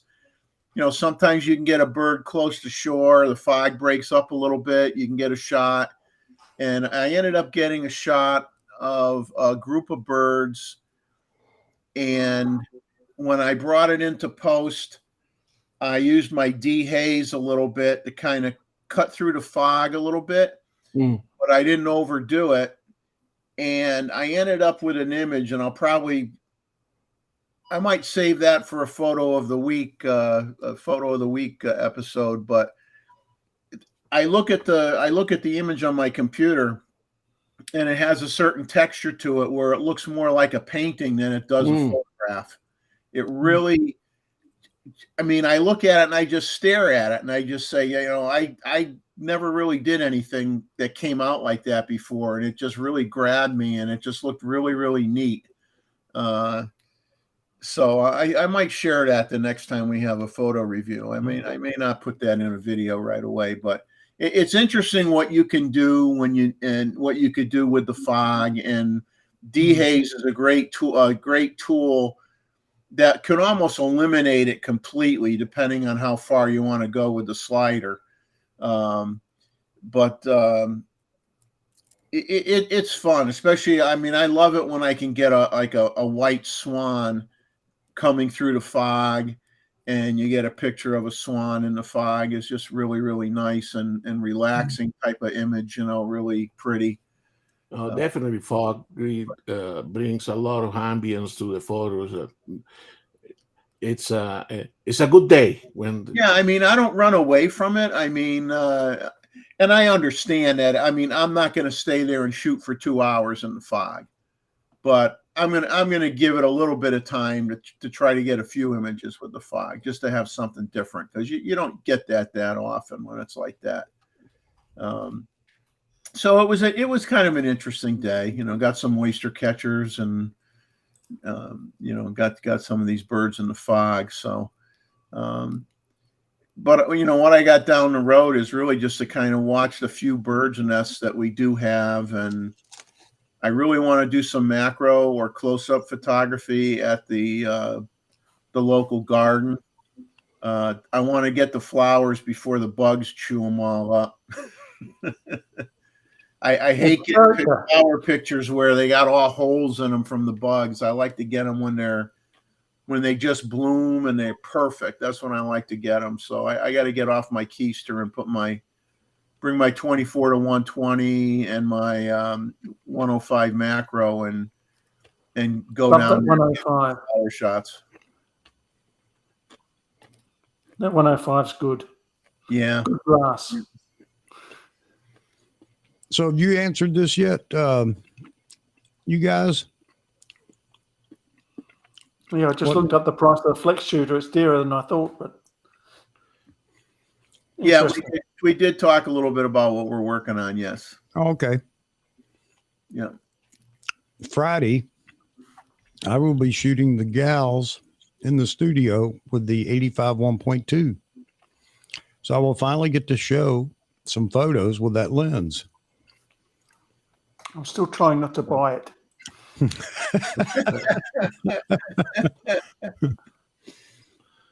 I'll see if I can change your mind or solidify your decision on Friday. I know I'm probably going to end up doing it, but I can resist as long as I can. Yeah. Chuck's one of those guys that's good at spending other people's money. You go on the show, and next thing you know, you look at your bank account, and you're like, "What the heck happened?" I listened to Chuck. I went out and I bought it. Oh, it's hot. All right, good. So yeah, I think on that 85 1.2 frames and Vahagen and Matt Irwin, all three of them did a good job in showcasing that lens. I really enjoyed watching what they put together. Again, that goes back to tied to the last live stream. Those are the kind of reviews I like to see. Now, I know that a lot of people want to see the side by sides and things like that, but there are enough people out there doing that. I think other people enjoy, or everybody enjoys seeing, hey, just go out and shoot with it. Show me what it does. Well, the production quality of those videos was excellent. I mean, when I watch Frames production, you can see it must have taken him several weeks just to plan all the shots and put it in fantastic production. All the productions were fantastic. And Matt, but the frame production really impressed me. You can see that he's a professional production, correct? Marketing of a new piece of technology, correct? Yeah, I mean that could have been something that Nikon used for a commercial. It was good. It was that good the way he did. The question is why they don't use that for a commercial. They have already made commercial. Well, excuse me. I'm sorry. Yeah, that's a good question. Jeff and Leslie, that was a good one. That's a good question, Gustavo.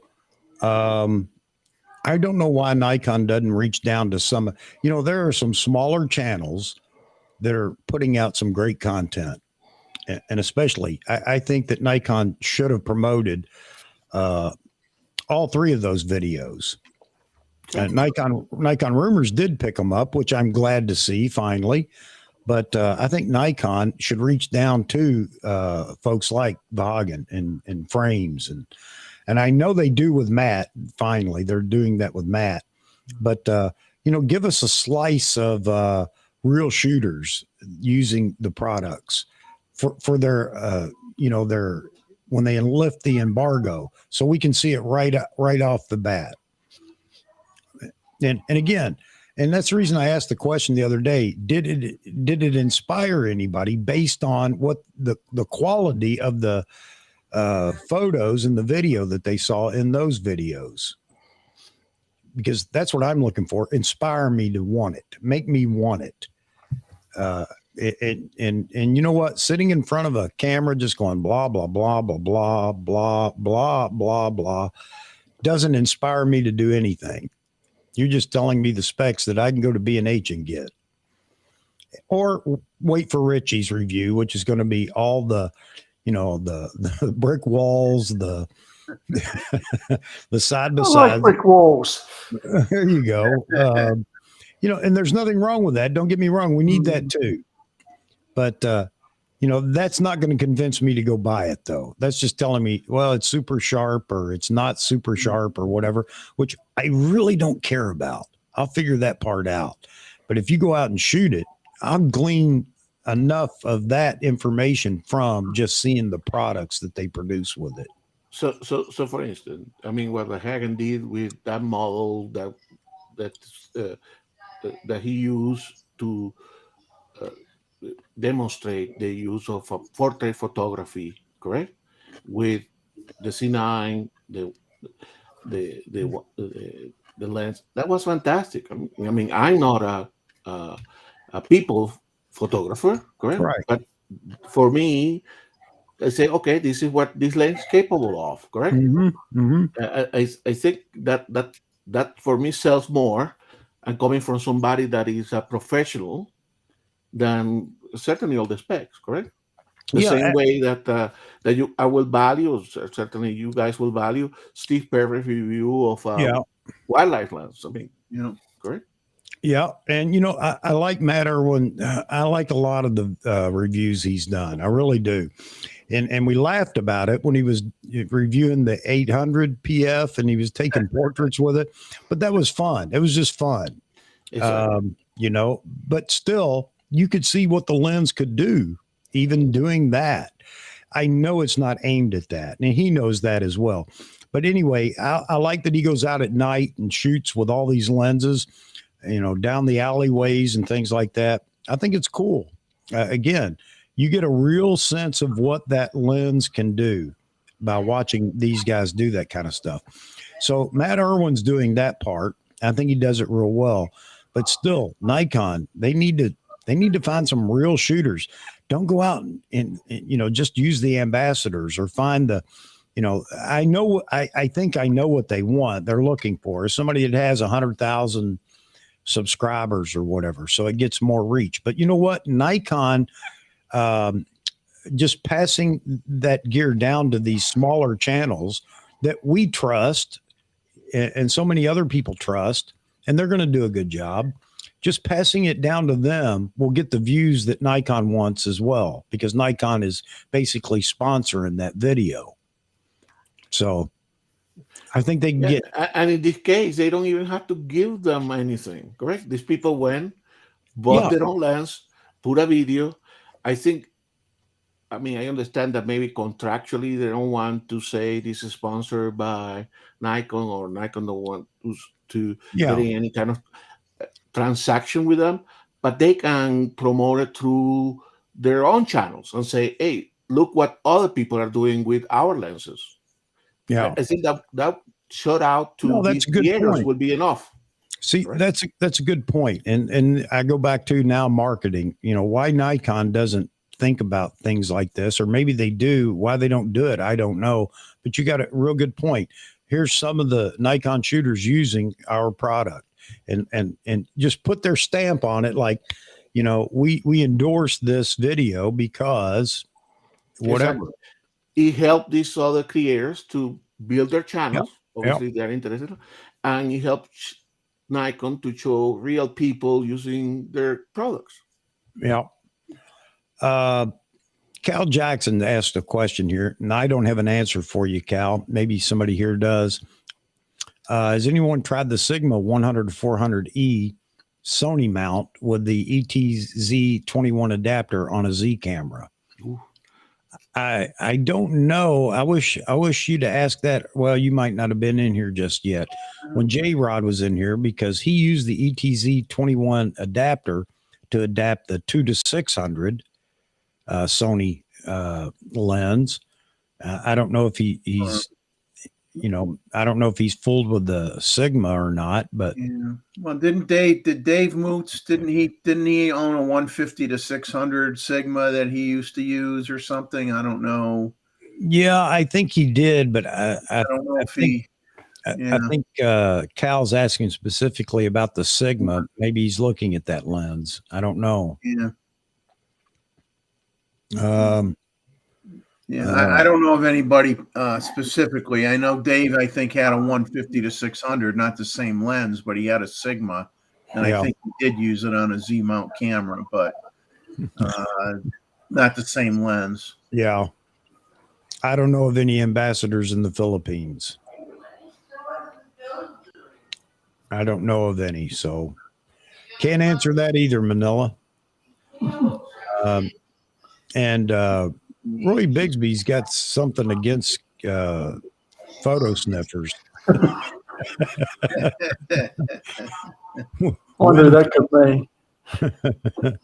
Oh man. Well, some people like that new car smell and they like that new lens smell. At least he doesn't lick it, I suppose. Yeah. I mean, Yeah, there you go. It's a good question. The drunk wedding photographer. If Nikon doesn't even sponsor Grays, what chance do we have of a small channel? Or what? That's a big chance for them, isn't it? Yeah. I know that Becky's got to have some insight to some Nikon products. I don't know how much, but it does seem she does very good at.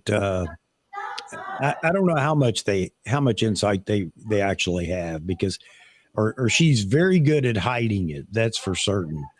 But I enjoy their show. I really do.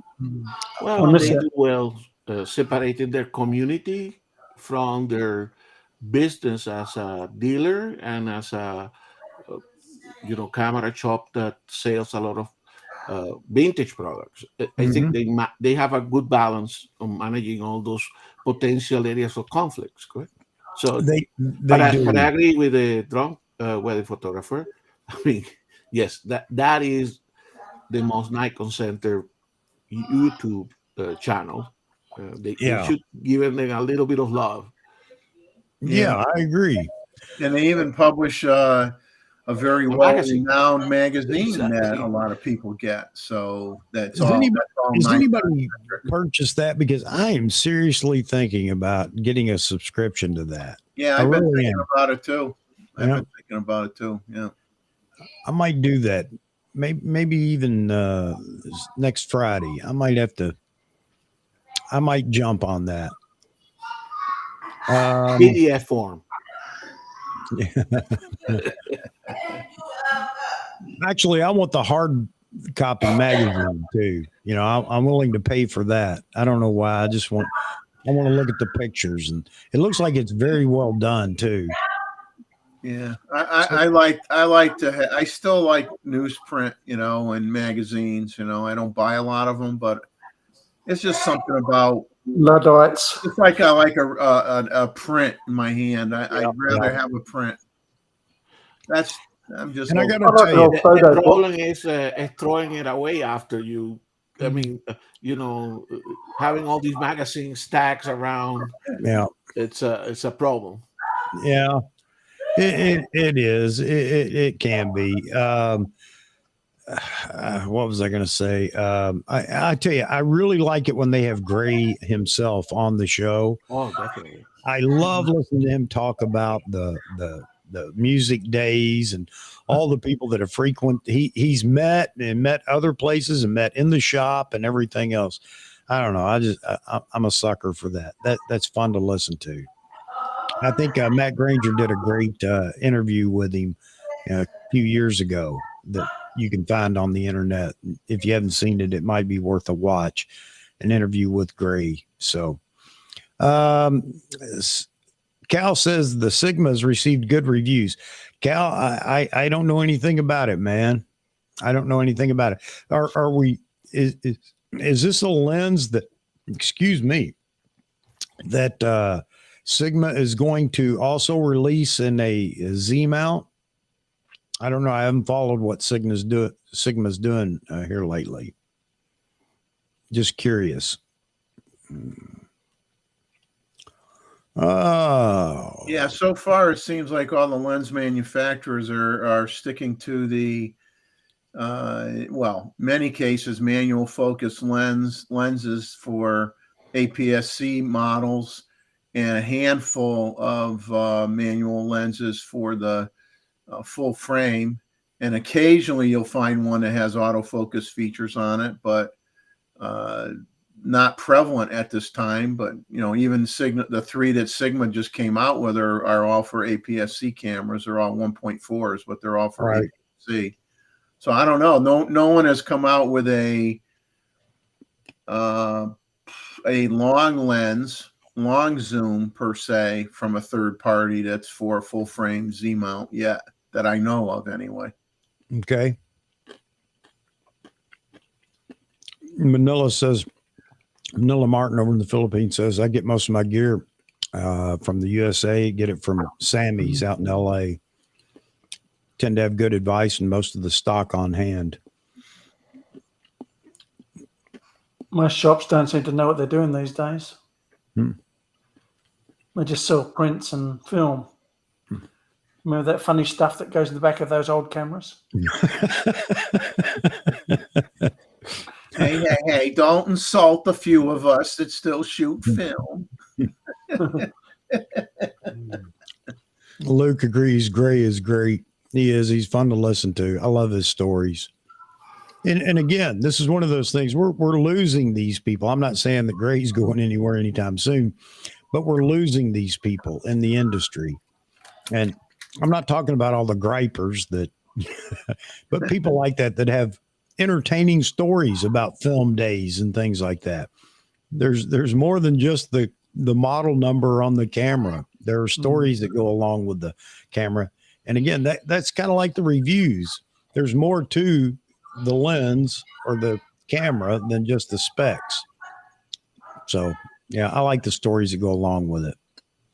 Well, the knowledge of the different accessories for the different cameras, and the models of what lens is a special lens that was on a limited type of product. Their knowledge, and particular Gray's knowledge of all these different older film I do appreciate. So even if you don't shoot film anymore, I mean, it's part of the history of photography, correct? So we're preserving even on some of the videos and the YouTube videos, right? Yeah. Just think about how hard it was for photojournalists, when you were shooting with SLRs or rangefinder cameras and everything's manual focus, and you're kind of trying to do zone focusing because you got the flash on the camera and you're holding it above a crowd, and you're just like, you're not looking through the viewfinder. You got to try to have a wide angle lens as wide as you can get, and you're hoping for the best, and you're just leaning over everybody and shooting it, and you're not sitting there able to focus or look through it or anything. I mean, that was when it was really tough to make a living. Yeah. Oh man. Greg Wilson, have a good one. He's taking off. Yeah, Greg, have a great Easter tomorrow. Yeah, happy Easter to everybody. That's happy Easter. Great shooting there, Greg. Still waiting for the next video. Yeah. We'll shame him into it. Push him. Exactly. Oh man. Yep, tomorrow's Easter Sunday. Hope everybody has a wonderful Easter Sunday. I'm having it now. No, you are. Yes. What am I thinking? I'm not thinking. Mr. Roy's already in Easter Sunday. You'll be getting ready for Easter dinner here before long, won't you? That'd be nice. I'll probably have to cook it myself then. That'd be the case with me too, Roy. Hey, Randall, thanks for being in here. And again, thank you so much for the super chat. I really appreciate it. And, you know, hang around with us. We're just a bunch of old fuddy-duddies, but we like to chat about all this different stuff. Craig's taking off too. Good night. I hope you have a wonderful Sunday as well. You know what? I think I'm gonna shut this down here in just a minute myself. We've done what we set out to do. We've talked about everything but the topic, pretty much, and that's the goal. The topic's just for the thumbnail. All right. Hey, and we got a double rant out of you tonight too, for Yeah, man. I've been pre-Easter rant. I'm taking these yellow pills to try to curb that, and it's not helping. Nick, you taking off too? Good to see you too, man. You know, there's just certain names that are always in here, and I always appreciate seeing all you guys, and you always have great comments. And you know how to stoke the fire sometimes for a good rant. That's great. Luke, thank you very much. And I'd love to have you in here as a panel guy as well. You're more than welcome to join us. And that goes for everybody out there. As I say all the time, just all you got to do is say, let me in, coach, or put me in, coach, and we'll make it happen. But that said, Gustavo, thank you very much for joining us tonight. Hey, wait, there's an animal behind him. There's a kitty cat. Yeah. Where's your camera? Get that shot. Get that shot. It's wildlife. It's wildlife. That's Mr. Andy. Mr. Andy. Okay. Mr. Andy. Yes. Pretty Not as big as yours, but yeah, well, he's a pain.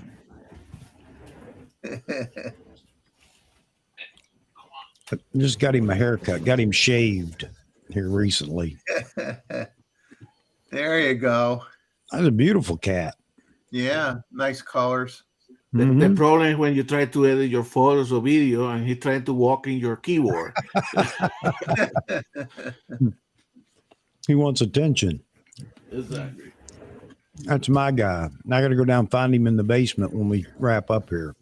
That's like the fur that you like to lay on, like a pillow. Mm-hmm. Fluffy. Yeah. But yeah, great having you in here, Gustavo. I'm so glad you decided to join us from time to time. I really appreciate it. No, your invitation for today went into the junk folder. Well, So I say, I didn't receive anything. Let me look there. I mean, no, it's okay. well, I can understand if it came from me. Mossman told me every now and then you have to check what they put there because, this algorithm, what they decide to put in the junk folder, it's strange to say the least. Yeah. David's back in here for a minute. David, appreciate you coming by too, and Anita. Saturday night, we don't get Nancy on Saturday night. I love having her in the chat too. She's around on the Wednesday stream. I'd like to get more ladies to join us. So then I think we're just too intimidating looking. Yeah. Scary is the word. Scare them away. Mike Norton, how you doing, Mike? All right, folks. Again, I appreciate everybody being in here. Thank you very much, Mr. Roy, as always. And you got a dandy haircut there too. Somebody mentioned that earlier. Yep. Yeah. You're looking pretty dapper, my man. And Jeffrey, what can I say? You've been around since the beginning, and I really appreciate you always being in here, man. And again, no pressure to be here, of course. That goes for everybody. You come in, you want to come into the panel, and be on the panel, you can stay as long or as little as you like. There's no requirement for you to be here for the entire show. As you've seen, there are a lot of people that do come in, they'll stay for a while and then they go. Again, I want to get it.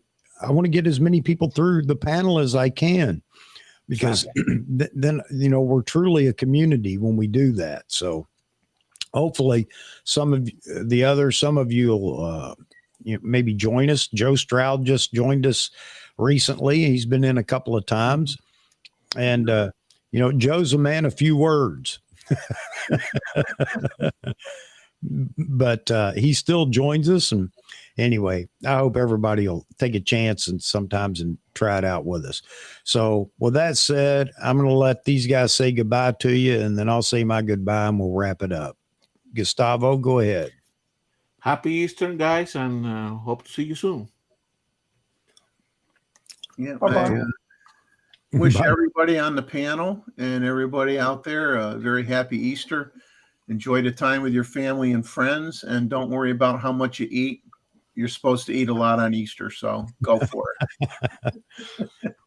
And Roy is sleeping with his Z9 tonight, and that's Under the pillow. And that's Under a the fact. pillow. There you go. All right. Yeah, I just saw Rakesh just came in. Rakesh, I don't know, maybe you were working and listening to us in the background. That's great. If you just joined us, I'm sorry, but we're getting ready to wrap it up. And but anyway, I hope everybody does have a wonderful weekend, rest of the weekend. It is significant for some of us. It's very significant for some of us. God bless you all. I hope you'll, I hope you enjoy tomorrow. And if you know what tomorrow is really about, I hope you'll give that some thought as well.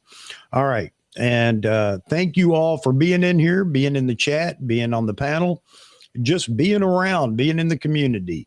For all those that haven't made it in here tonight and will watch this later, I thank you as well for watching it afterwards. And just have a wonderful day tomorrow, or today in Roy's case, or your case, if it happens to be today. And have a good time. I'll see everybody again Wednesday. And think about it, folks. If you'd like to be on, let me know. We'll put you in the panel on Wednesday. That said, again, God bless you all. I'll talk to everyone later. Thank you very much. Take care.